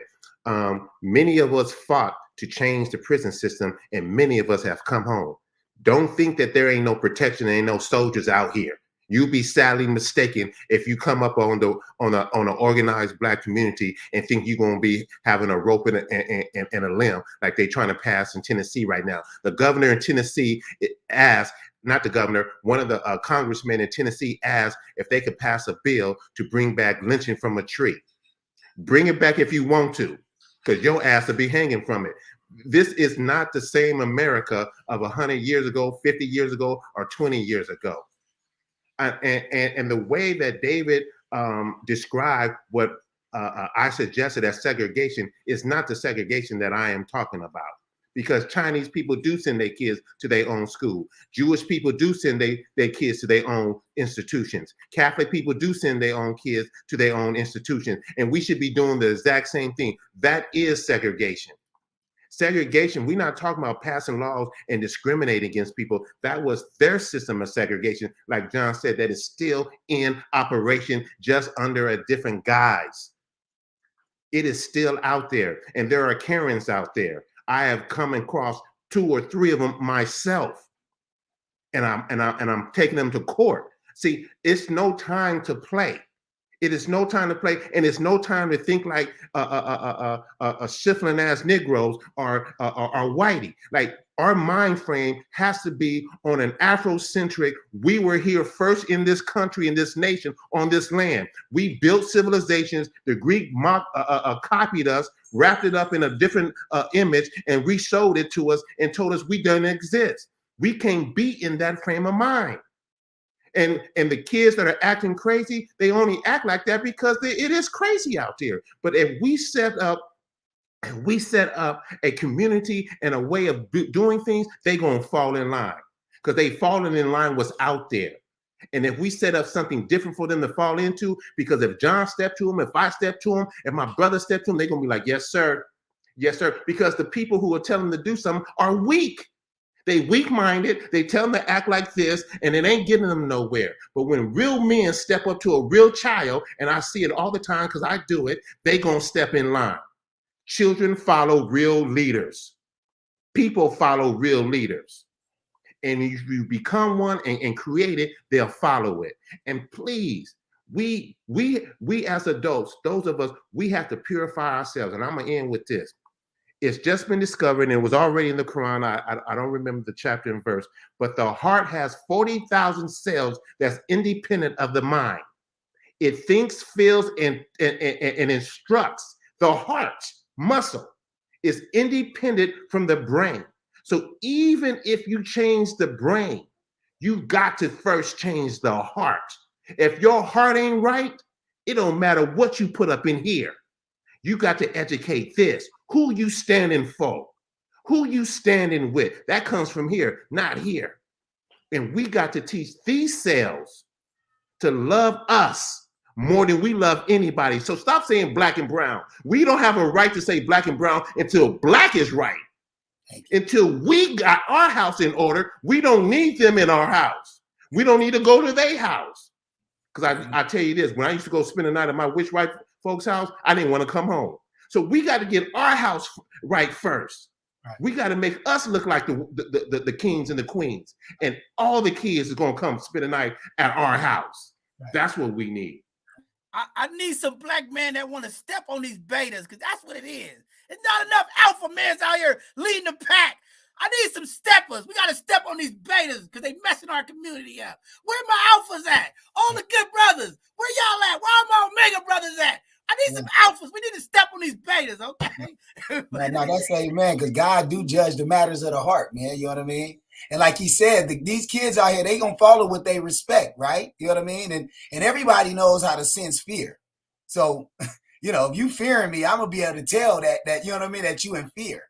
And I just wanted to say a quote from Farrakhan that I just wrote today. I mean, that I just put up today. He said, I looked at Armageddon with Farrakhan talking about, because he talking some, y'all don't know about Farrakhan, man. He talking some good, serious stuff, man, that brother. But he said, God cannot use you if you're not willing to lay your life down for what God is asking you to do. And it's just simple as that. You know what I mean? So yeah, we got to put more heart behind these topics and subjects. And yeah, you know, you got your man right here, man. So, you know, I already know what I'm faced with. I already said that the other day when I got out there. I'm willing to put it on the line. You know, I put it on the line for way less meaningful things besides what we trying to go for now. Man, definitely. Hey, I always tell people, what is the phenomenal thing about horses? They can feel energies. And some of these folks that's against us, they like horses and they see the fear and they just keep pushing on us. Black folks, get some spine. Step instead. Let's walk together in solidarity, okay? We got enough horses in our community, and they feel the fear. We're going to change it. We're going to change that narrative, though. All right, before I go to the next person, Brandy, we have our youth here. I want to get a perspective from her about school and education. What she think is going on, because she's actually in the school. What's going on, Brandy? Say something to the people. I just needed to say something. I wanted to say stuff from my point of view. Recently, I had expressed what I wanted to do with my future. I wanted to be, you know, one of the top lawyers, top attorneys, and everyone would want to come to me. And I was told to set more realistic examples for myself, or realistic goals for myself. So that kind of made me feel like you're pretty much telling me I can't reach that goal because it's too unrealistic. So, you know, there's older people within our community who teach us that we need to be within our means, telling us that, you know. Somebody black said that to you? Yeah, someone black told me this, and someone I've been told this multiple times, because I have goals that, you know, I want to be one of the top lawyers in whatever city or whatever state I'm in. And I told this person, and that person told me that that's an unrealistic goal. I need to set a goal that is more reachable. Wow. And so, see what I'm saying, David? This is our elders. And I hear this constantly between teachers, between educators that around me at my school, that tell us that we can't be anything, that tell us that we have to be almost as average as everyone else. So I'm seeing this, I'm hearing this, because I'm a strong person. I'm not going to listen to whatever people want to tell me, but I also understand that some kids aren't as strong as me, and they're going to take that and they're going to think that they really do have to be below what they want to actually do.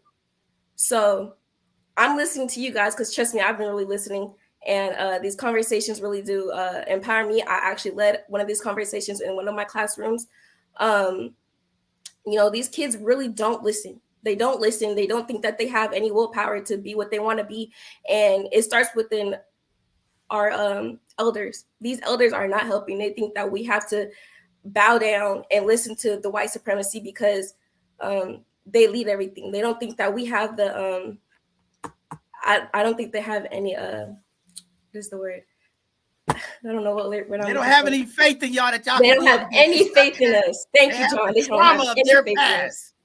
And it's sad to see, because they believe that we're just going to be nothing. So it really, it's all on us. It's all on us to have the encouragement in ourselves to believe that we can achieve the goals that we have, because no one else is going to do it for us. And it starts with us, because we are the upcoming generation.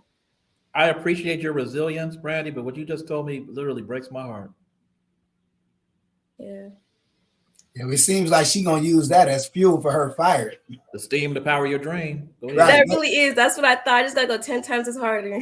Yeah, don't let nobody place their fear upon you. You know what I mean? That's Because right. if that's the case, you won't even be as far as you is right now, even thinking the way you think it. So, you know, if I listen to what people told me a long time ago, I would not be where I'm at right now. I'd probably be gave up, locked away, threw the key up, dirt all on me already, buried. You know, It's sad because my peers are almost like listening to this feedback, and it's hard to see because I know I cannot do that. I almost fear. I fear. What is the word?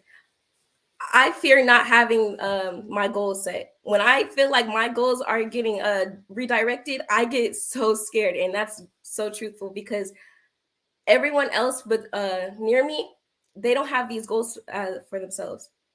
No one knows what they want to do with their future, and it breaks my heart because I don't see our future.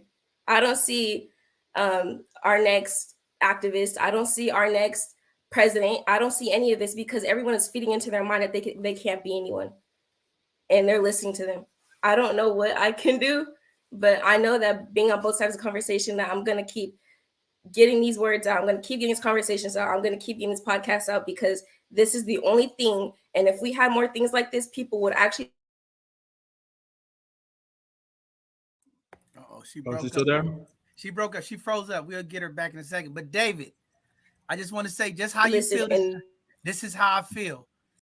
And this is why I'm so passionate about this, about our young people, because I'm telling you, our elders in the community, because of their historic racism and trauma that they've been through when it comes to dealing with white folks, they are putting this fear into our young people, Dave.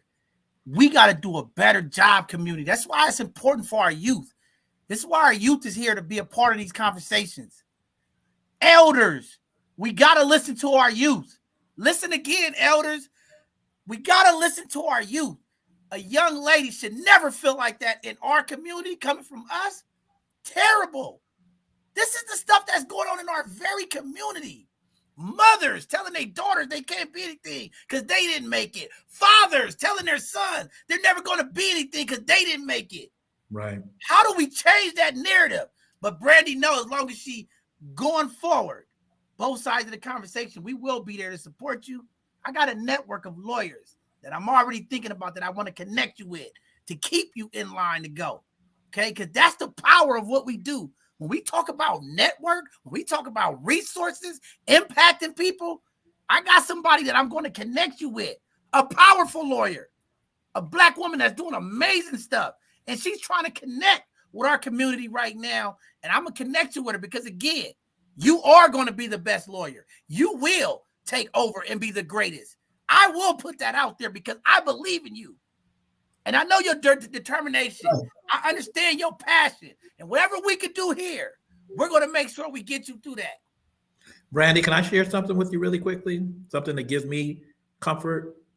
Of course. And what John is saying in terms of, you know, the elders and their experiences and then projecting that on you. Because my granny was different. So my grandmother told me once that, and I didn't believe it. I was trying to do the math in my head and I didn't, but my grandmother knew people who were slaves.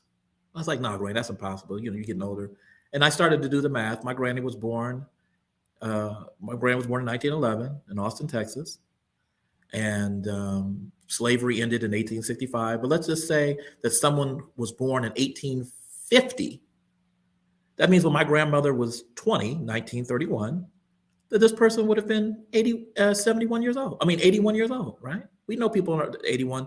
So she was telling me about, Miss Thomas that lived next door, or Mr. Gray, who she went to school with. And these people were owned by other people, right? They had the experience of being owned by other people, and my grandmother knew them. And so when we're talking about change and what's possible for you, my grandmother lived long enough to vote for Barack Obama. Same lifetime. Associate with people who used to be slaves, vote for Barack Obama in the same lifetime. So you can't tell me what's possible or what's impossible. So just kind of hold on to that. Don't let there's, people will project them because they can't do something. They want to make you think you can't do it. But just know that anything and everything is possible. That's all I wanted to say to you. Man, very powerful stuff, David. I'm glad you said that. And elders, these are the kind of encouraging words we need to pump into our youth. Even if you couldn't reach your goal, don't hate on the next person. Hey, say, go ahead. Whatever I can do to help you get there. Pass me up. See, in our community, it's too much competition. Everybody's worried about who's on top instead of saying, how can I elevate you so that we can walk side by side? You know what I'm saying? We the only people that do this. Successful people don't hate on successful people. They congratulate. They build a network. Black folks, let's get it together in 2023. Brother AC, William, I see your hand up. Go ahead, brother. Yeah, I want to say this to you too also, Brandy. I did 31 years incarcerated for a botched robbery. They wanted me to die in prison. The Board of Parole hearings, we had to go before them. We had to be our own psychologists, our own fortune tellers, our own spiritual leaders. We had to be everything and prove to these people that we deserve to get out. I presented them, I'm a self-taught artist. I presented them a plan on how I can create art. And they said that those goals are unrealistic to be an artist in society. The next hearing, I brought back T-shirts that I sold in Shades of Africa after that hearing and told them, see, I told you I could do it. If I could do it from here, I could do it out there. When I got out here, life was so fast, I put my dreams to the side to just survive. Today, I'm painting a mural in the San Francisco jail number 2, and it's paying me $20,000 because I decided now I'm going to go ahead and go after what I want to do with my life. In the same token, and by the way, I took that same Board of Parole hearings to court and beat their ass. I took down Goliath and liberated myself and thousands of others. Just to let you know, go after those people who tell you no, get them out the way so that next Brandy won't have to hear that. And then I met a guy named Timothy Simons. Many people might know him. He's a very powerful attorney. Worked with Arnold Schwarzenegger, the governor at the time. And one of my brothers was having trouble getting into his law firm. So he asked me to help. I successfully got him hired in there. And so I will introduce you as well, along with who John wants to introduce you to. You have a community out here with network and resources. You will never have to listen to nobody tell you what you can't do. You just come to your big brothers and we'll make sure that you do what you want to do.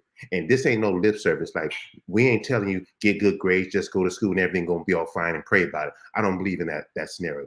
You come, closed mouth don't get fed. Ask for what you want and you will receive it because the right people will hear it. So please don't listen to that. And I'm glad you don't. I'm glad you're here. And I see your greatness. I don't know you personally, but I could see it is emanating from you. And I know John don't hang around bums. So if you on the show, you with the organization, I know you good people and you got that coming. That's what Black First Unity is all about.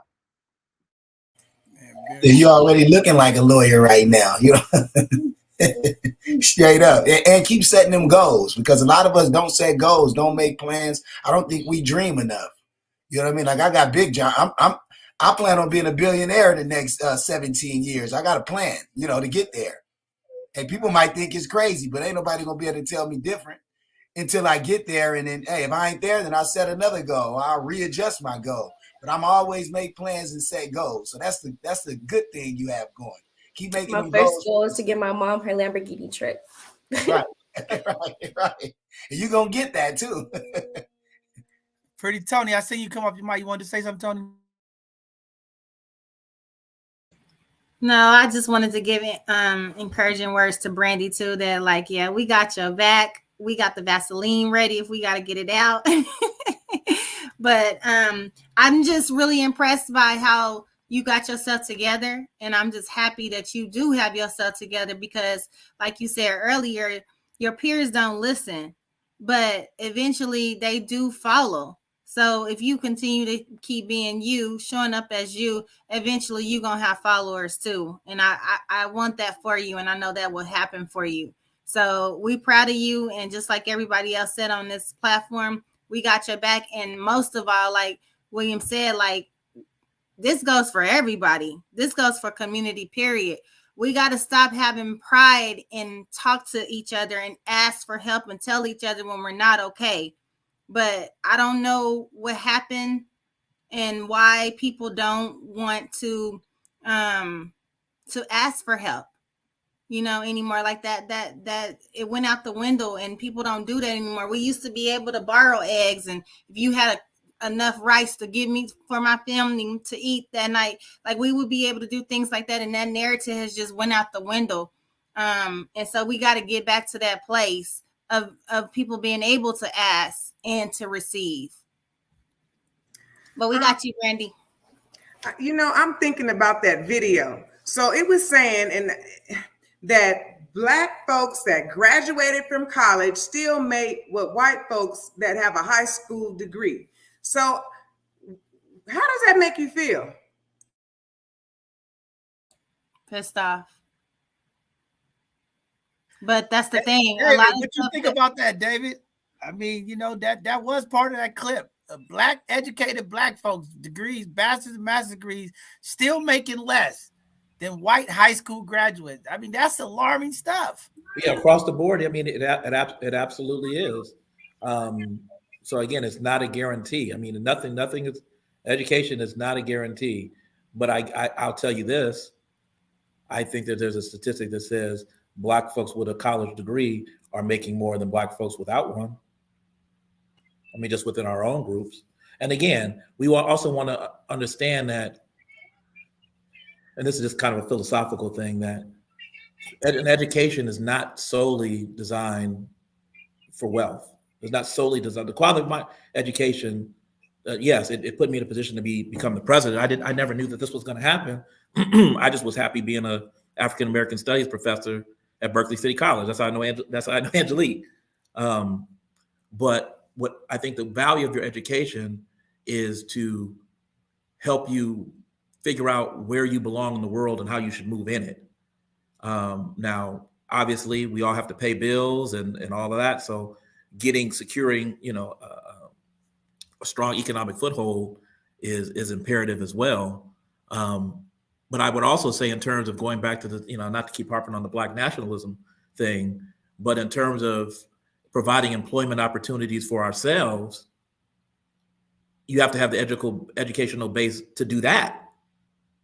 And let's just be real. I mean, I think that I'm not going to use names, but when you have a situation where you have folks who are in the professions and providing services, I'm going to say my uncle. I'm going to just say what he said one time. So I was telling him I ran into this cat. He went to Cal with me, and he's a Black dentist. I'm going to give him some run. Sean Bullard. If you ever need a Black dentist, he's over in the city. Check Sean out. And I mentioned to my uncle, hey, he was saying, complaining some dental, uncle, my partner Sean, such and such. I ain't letting that nigga mess up my teeth. I mean, that's still the white man's ice is colder. It is sugar sweeter. That's still that kind of mentality that we got to get out of. Now, again, that does not absolve us as a community that if we're going to provide services, we need to, William's art is on point. You know what I'm saying? But it has to be on point. You know what I'm saying? So he just can't just say, support me because I'm Black, So what I'm not saying that, that's not an issue too.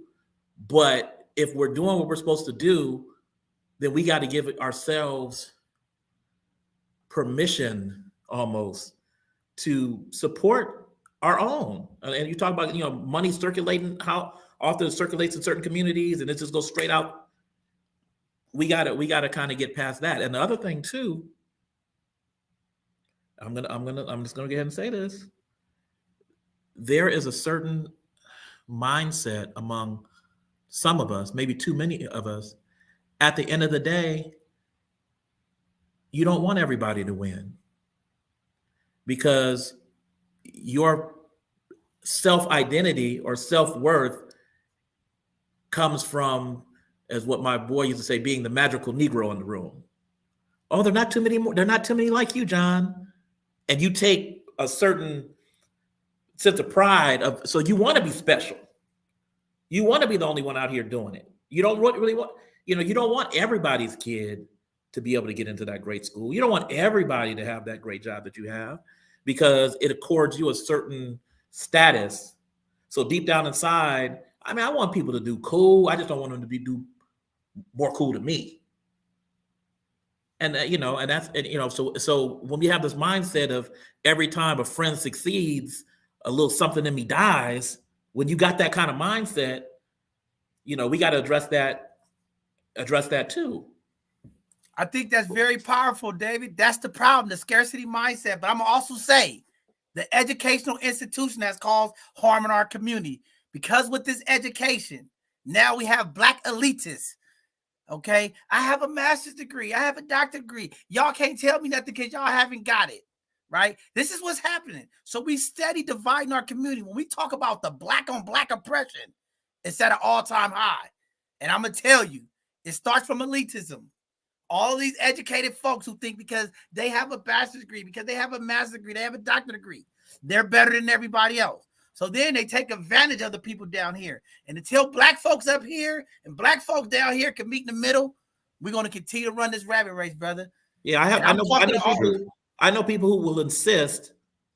Well, actually, it's Dr. Johnson. Like, man, you sound corny as hell with that. But they will do that in my educational circles. You know what I'm saying? And the school you went to, I'm not even going to get into that. But they will insist that people use the honorific with them, even amongst their own people. And I understand younger people wanting to accord that respect, because I do it with my professors. I say professor and doctor. I don't call my older professor by their first name. Just like I tell my children, when you meet anybody in the street, you better put a Mr. or a Miss. That's Miss Brandy or that's Miss Tony. I mean, so I understand that and the respect, but there are people, to your point, with that mindset that want to create, a separation, that elitism. And like you said, even the language we're using about up here and down, man, we're or people say, oh, I work for Johnson, Dr. Johnson. No, we work with each other. Nobody works for each other. We doing this together. But again, some people are psychologically invested in maintaining that construct because it accords them in their mind a certain status or a certain privilege, even within their, they want to be the first among equals when it comes with we're all equal, but I want to be the first among the Black folks. So no, you're not lying. Well, Dr. Johnson, I'm glad you're here, and I'm gonna acknowledge you as Dr. Johnson because you were Don't do that. All those fake ones out there, I'm gonna call them out. All of these, you better call me Dr. Henry. I'm gonna tell you like that. I don't respect them because I'm gonna tell you right now in our community what I see, and I'm gonna keep saying it. There's too many of those folks in our community talking about how much money they make, their doctorate degree or their title, all right, and they ain't doing nothing to advance our community. And I'm gonna say it again. I don't care about your doctorate degree. I don't care about your master's degree. All right. What are you doing for our Black people in our community? Because some of them forgot. All right. And I'm just saying, I'm gonna respect the ones who do the work, but it's too many of them that got their nose up in the air and all they want to do is brag about their sororities and their fraternities and what they're doing, but they ain't doing a dang thing for Black folks in this country. So the hell with your degree, the hell with all that stuff. I don't care. The bishop, I don't care. I'm gonna tell you right now. What are you doing for my people? Because that's what I want to know. Don't come in my space talking about I'm Dr. Woo. What are you doing for Black people? And that's what I want to know. Well, I can say if your name is Ronquisha, Hennessy, or M&A, you may not get hired if you got a PhD regardless, because from what I heard earlier, you're getting discriminated against because of your name. So, I mean, regardless of what degree. Yeah, you may have to. Yeah, you may have to go the extra step, but Condoleezza and Oprah, and we got and Barack Obama. We got some names. We need to market Black excellence. We don't need to continue to market Black scarcity mentality. So, like when Dr. Johnson was talking about that dentist, right? We need to make sure he has a commercial and sees Black people coming with shiny, bright teeth, gold teeth, if that's what they want. And to show like, not only can he do it better than that dentist, but it's mandatory if you want to hang out with me that you go see him. You know, we have to put criteria on our community. You can't hang out with me if you still keep going over there when we got one right here. And so when I go to white people's table, I say, what you got on the table for me? And I take it and I bring it back to my table and I dish it out to my people. I don't stay at their table. Their table is not for me. Their table, you know, it ain't got salt and pepper in it. Oh, that's all they got. I need some Lowry's. I need some Cajun spice. I need some hot sauce from Louisiana on the side. I need my table to be flavored like our people need, and that's what we need to do. All that. I need some watermelon juice. I need all the things that I need to make sure that my body is taken care of the way this body needs to be taken care of. And so we have to start marketing ourselves better instead of twerking, instead of having these old hoopties with big rims, which is fine. I got my car. I love my car too, but I market my excellence as an individual. My character and my intelligence is marketed way before I market what I ride in. See, what I dress in. I dress good. Don't get me wrong. I dress good because when I enter that room, they got to go, ooh, damn, brother, you look good. No, I make the clothes look good. The good clothes don't make me look good. But anyway, that's a whole different conversation. We talking about marketing, communication, and marketing. If you ain't going to school for that for our people, and that's what I do. I'm a marketing and communication specialist. Shout out to All of Us and None and LSPC who gave me that training, right? But that's what we need, folks. And we need to shout out more of what we doing better than reminding ourselves of what we doing wrong. Like, can we have a show, John, to where we don't ever say nothing wrong about what we doing wrong? That we only say about what we doing right. And that way, that guy you was talking about who don't want to see the next man come up, he ain't gonna come on the show. He ain't listening. Like he cool. We want to make sure that our people is drummed into our psyche and into our heart all the things that we doing good out here, and that we can succeed whatever we do. Because let it not be mistaken. Everything that is good in this world first came through us. And if we don't say that, who will? If we keep letting the narrative of this society tell us we didn't build nothing, it shouldn't be called Washington, D.C. It should be called Benjamin Banneker, D.C. That's what it should be called. He the one that built Washington, D.C., not Washington, right? So we need to remind the world we were here first, we did it first, and we're going to continue to do it. William, I agree with you, and we always going to uplift that narrative of positivity, but we also have to have both sides because, again, there's more negative things in the Black community than it is positive. We always want to uplift those, but like anything else, the louder noise get all the attention, as they say, the squeaky wheel, and we got a bunch of squeaky wheels in our community, so we got to also acknowledge that so that we can fix that, so that the other voices can be predominantly put forward, but we will continue to uplift positivity. But again, in order to change and get there, we got to be vulnerable. We got to be willing to step up and have the difficult conversations. And we got to tell our stories. And that's what everybody here is doing today. And it's very powerful. But when we talk about the inequalities, y'all have heard a lot, community. We got a few more minutes before we get out of here. But I mean, this is the start of that change, because it takes conversations like this that really put the gasoline on the fire in community. I don't know if y'all heard what Brandy said, and this is why I get fired up for the young people that's serious and trying to do the things that they want to do to really impact us. All of my lawyers out there, Big Red, AKAs, all my sisters out there, reach out to me. We got another young woman here that want to go do something great. This is an opportunity for y'all to step up. All my lawyers out there, I'm still connected with the ones I know, but where y'all at, community? Give back. Reach down and pick somebody else up. Zeta Blue, where's all my sororities at? I got a young sister here for you. Pick up the phone and reach out to the bishop. Let's connect her. All right, y'all. We got like 10 minutes left. This has been a powerful show. I'm glad Brother David is here. I'm not even going to call him doctor, because every time I said doctor, he said, oh, no, Bishop, don't say it. But I just appreciate you being real and authentic, brother, because I think that's what we need. And I'll say it publicly. I'm proud of all the kings that are here today.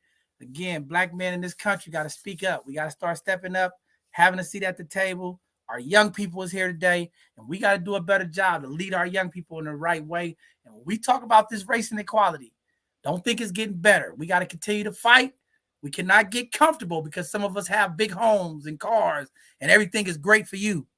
We have a community of folks who are suffering, And it's our job as a community to help uplift it.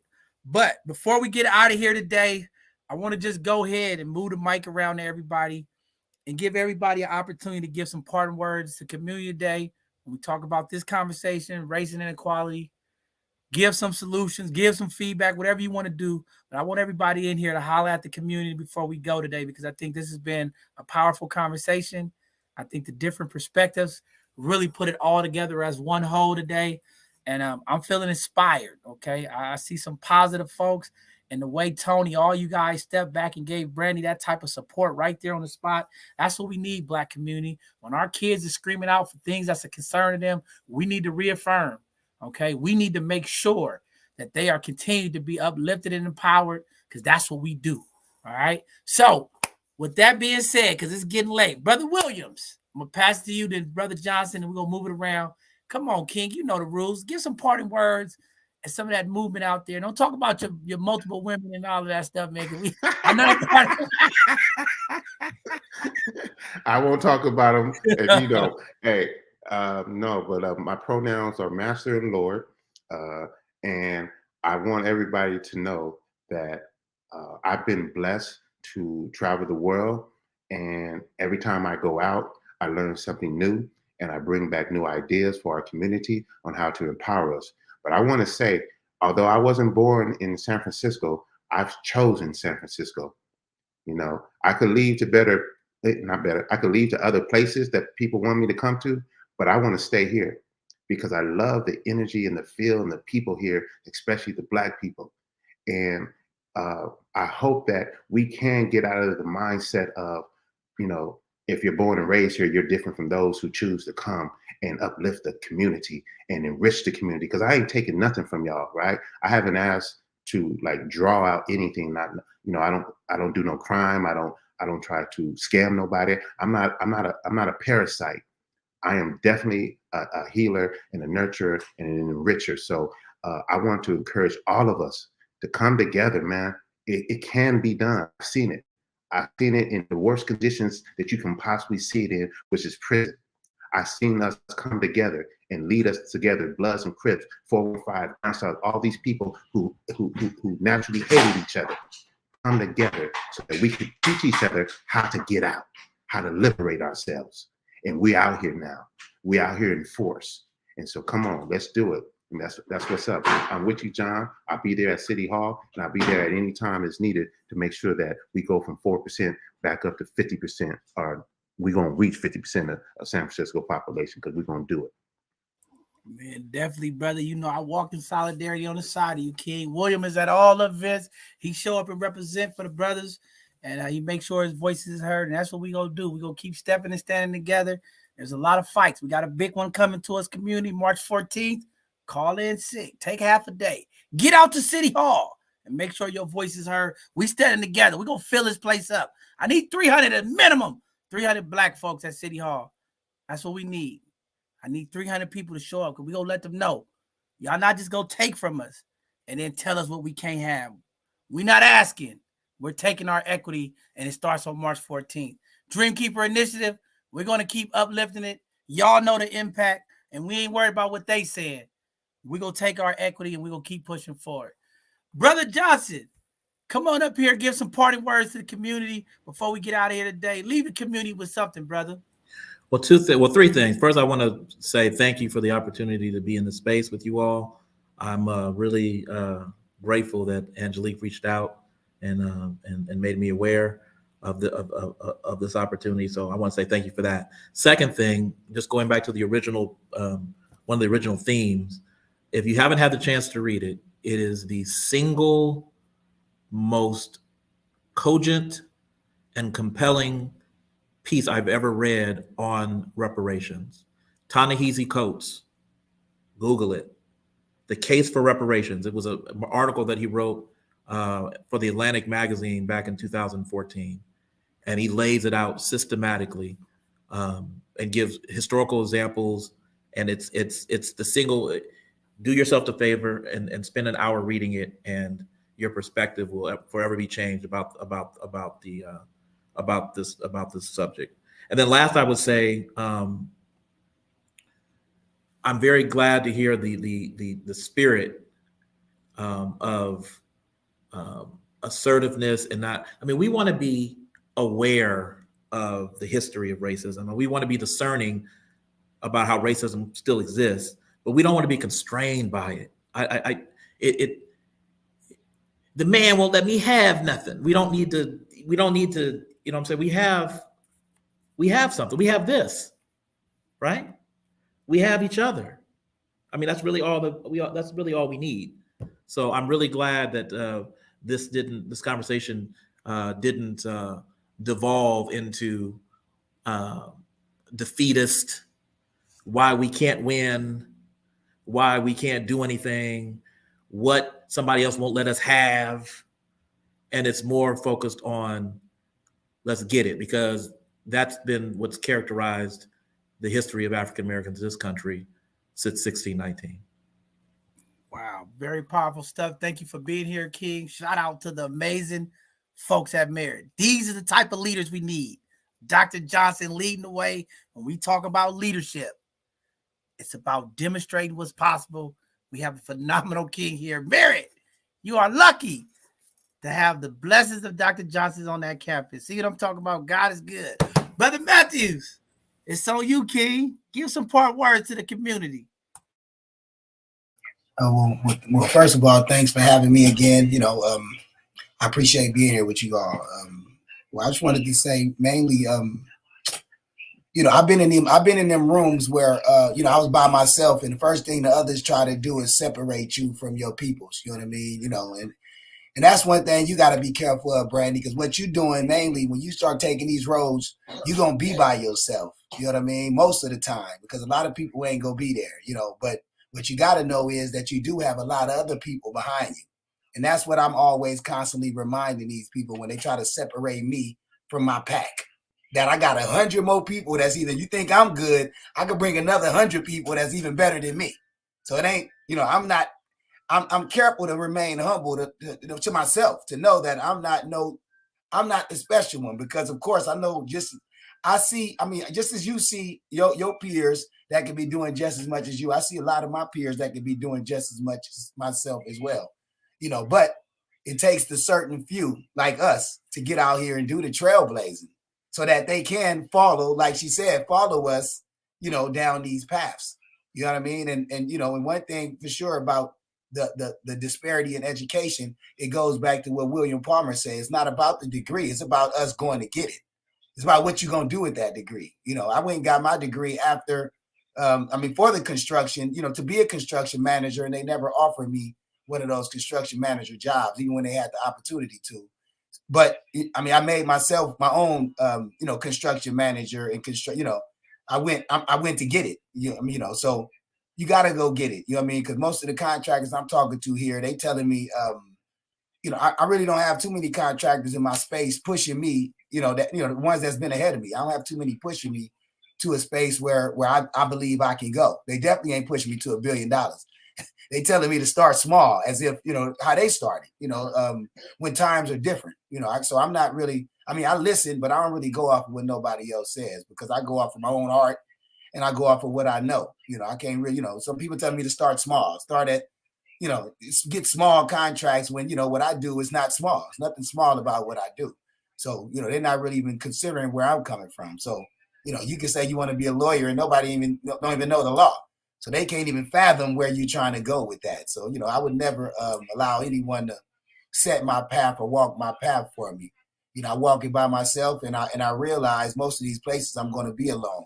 And I also realize that there's help out there. So you can never be afraid to turn around and ask someone for help, or for assistance, or anything of that nature. So I just want to encourage you to keep doing what you're doing, because if you haven't went into construction law, I need a construction lawyer. So, but this lawyer, they need lawyers in every facet, entertainment, construction, but I need you in construction. So as soon as you get your law degree in construction, I'm here to give you all the business you can ever want, and I'll be ready. So I just thank you all again for having me, and, peace to you all.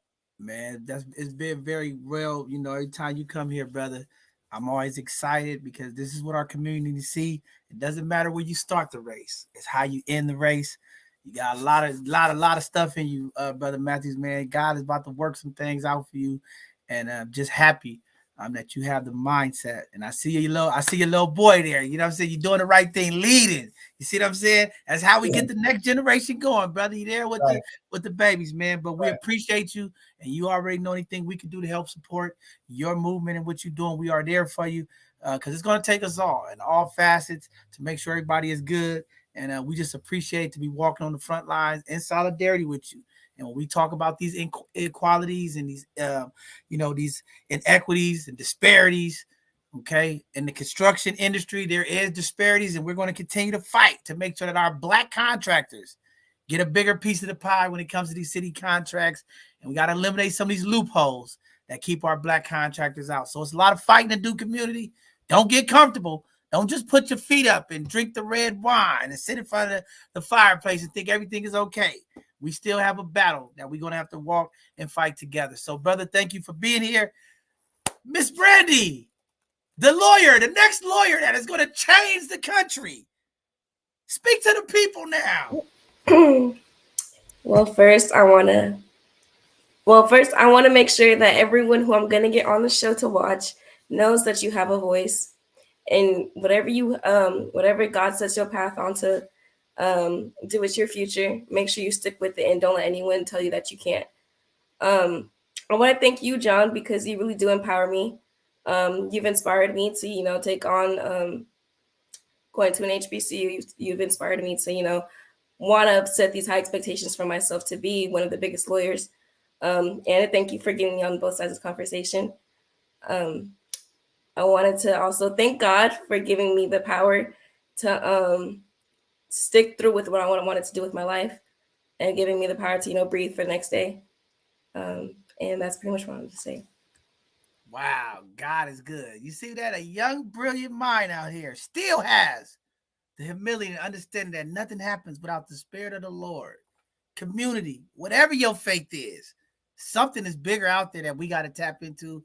If our young people recognize it, what makes you think you could do it alone?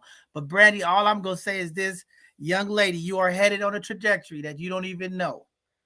When we talk about dreaming forward, when we talk about Black excellence and Black joy, you are an example of that. Your journey just started. You got a long way to go, but you have some amazing people that are behind you that's going to make sure wherever the elevator will go, we'll be there at the top waiting for you.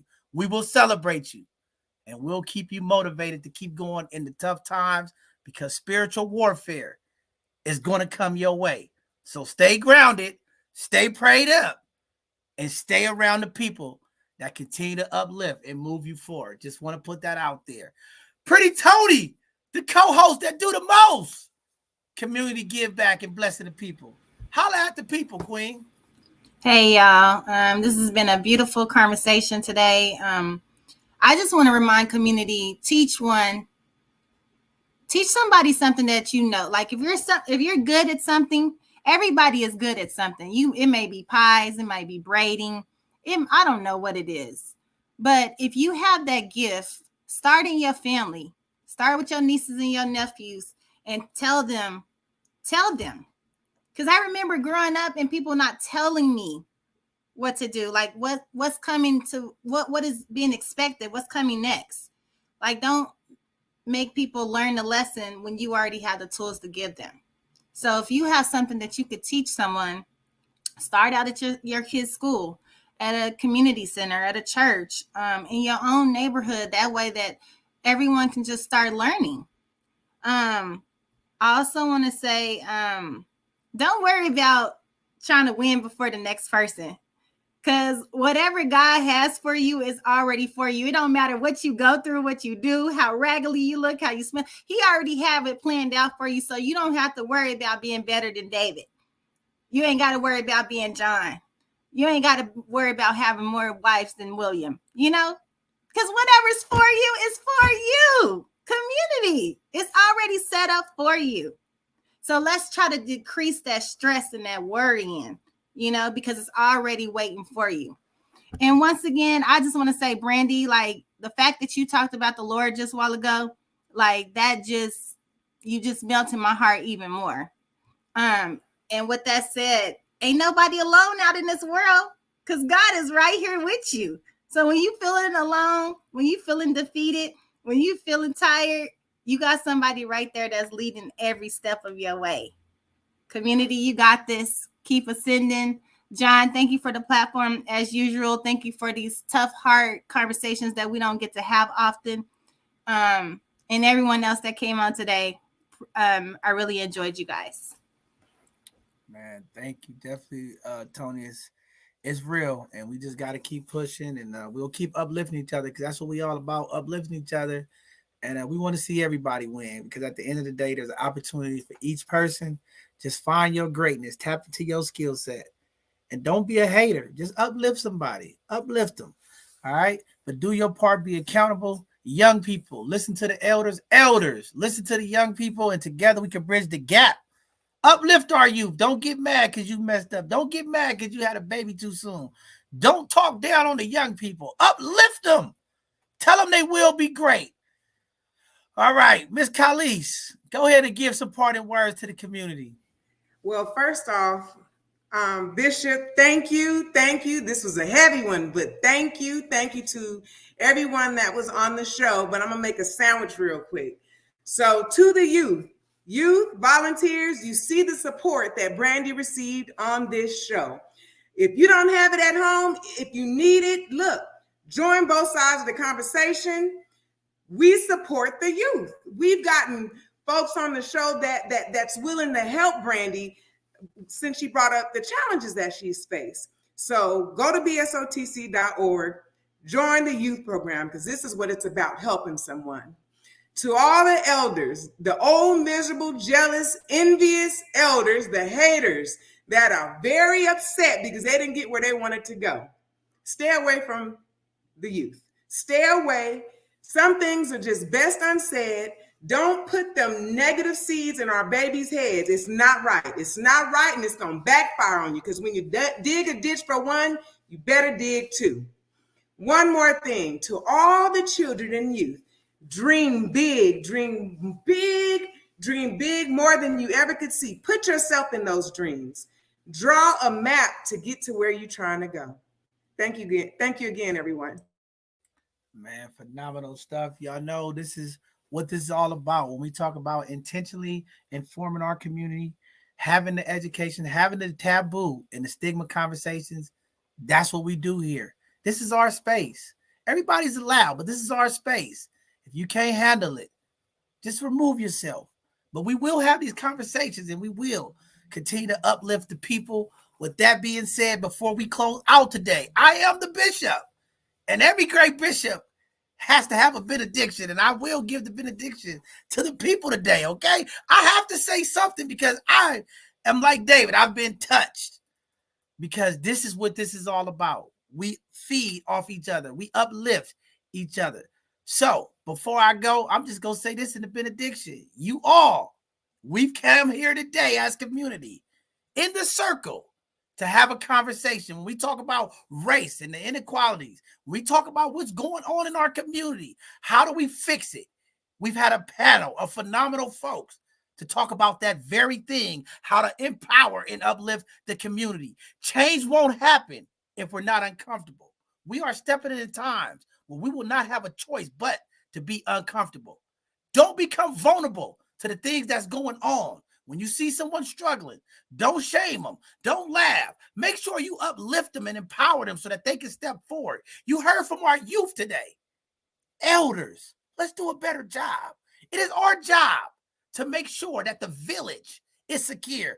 Elders, it is our job to make sure that the village is secure. Elders, it is our job to make sure that we lead the young people into the brightest future.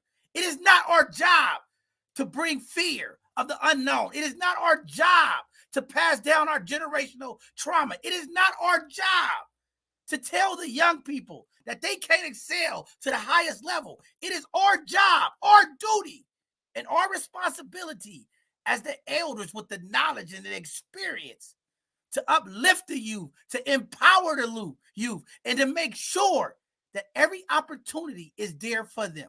Community, It is your time. What role are you going to play in the change? It takes all of us to step together. When we talk about solidarity, when we talk about moving forward, when we talk about dreaming forward, it takes us all. No one person can do it. It's going to take multiple people from across multiple backgrounds, from different generations to make this happen. We are stepping into the deep end of the waters. It is not comfortable. The current is strong. The tide is high. The day is cold. The vision of the water is dark. We don't know what we're stepping into, but we got to stand together and swim to the other side and create the bridge that brings us all together. When we talk about Black excellence, when we talk about Black economical power, we spend $1 trillion, Black people. The power is within you. Continue to support your Black businesses. Let's make Black Friday every Friday. Support a Black business.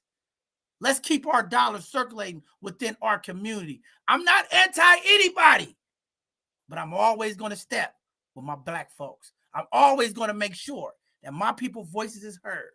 What are you going to do?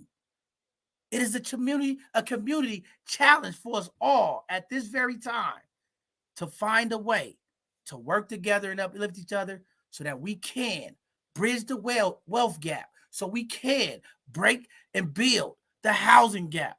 These disparities also have to be acknowledged by the very people who are in the circle. We can't keep running the same rat race. We can't keep doing the same things over and over, because that is insanity, community. And some of the very things that we are doing in our community, it is insane. We must change. It's going to take us all. The power is in the people. What are you going to do? Step with us. With that being said, everybody, this Tuesday is our next live show where we will uplift, support the Black businesses, the brown businesses, the people in the community that are organizing, mobilizing, keeping the voice of the people uplifted, equity in the community, and the very positive people like the ones you heard today. We're going to highlight them, give them their roses, give them flowers, and make sure you know where to go to spend your Black dollars. And then this Thursday, we're going to have another educational Thursday where we will continue on this platform to intentionally make sure that our community get access to resources and information that sometimes our community just don't get access to. I know things is getting tough, community.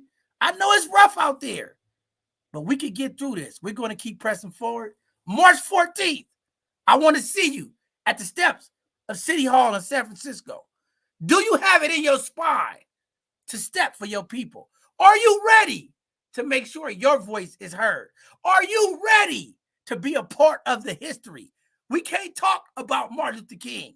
I want to see your face, the pictures on the steps of the front of City Hall, so I can say in 2023, look at the Black unity in our community. We can stand for something or we can fall for everything. It is your choice. Community, let's do this. With that being said, community, thank y'all for tuning in. This has been a very powerful conversation. My energy is flowing. The bishop is ready to go back to work and make things happen. Young Brandy, hold your head up, queen. Somebody is there and they're going to walk with you through this process. You will be successful.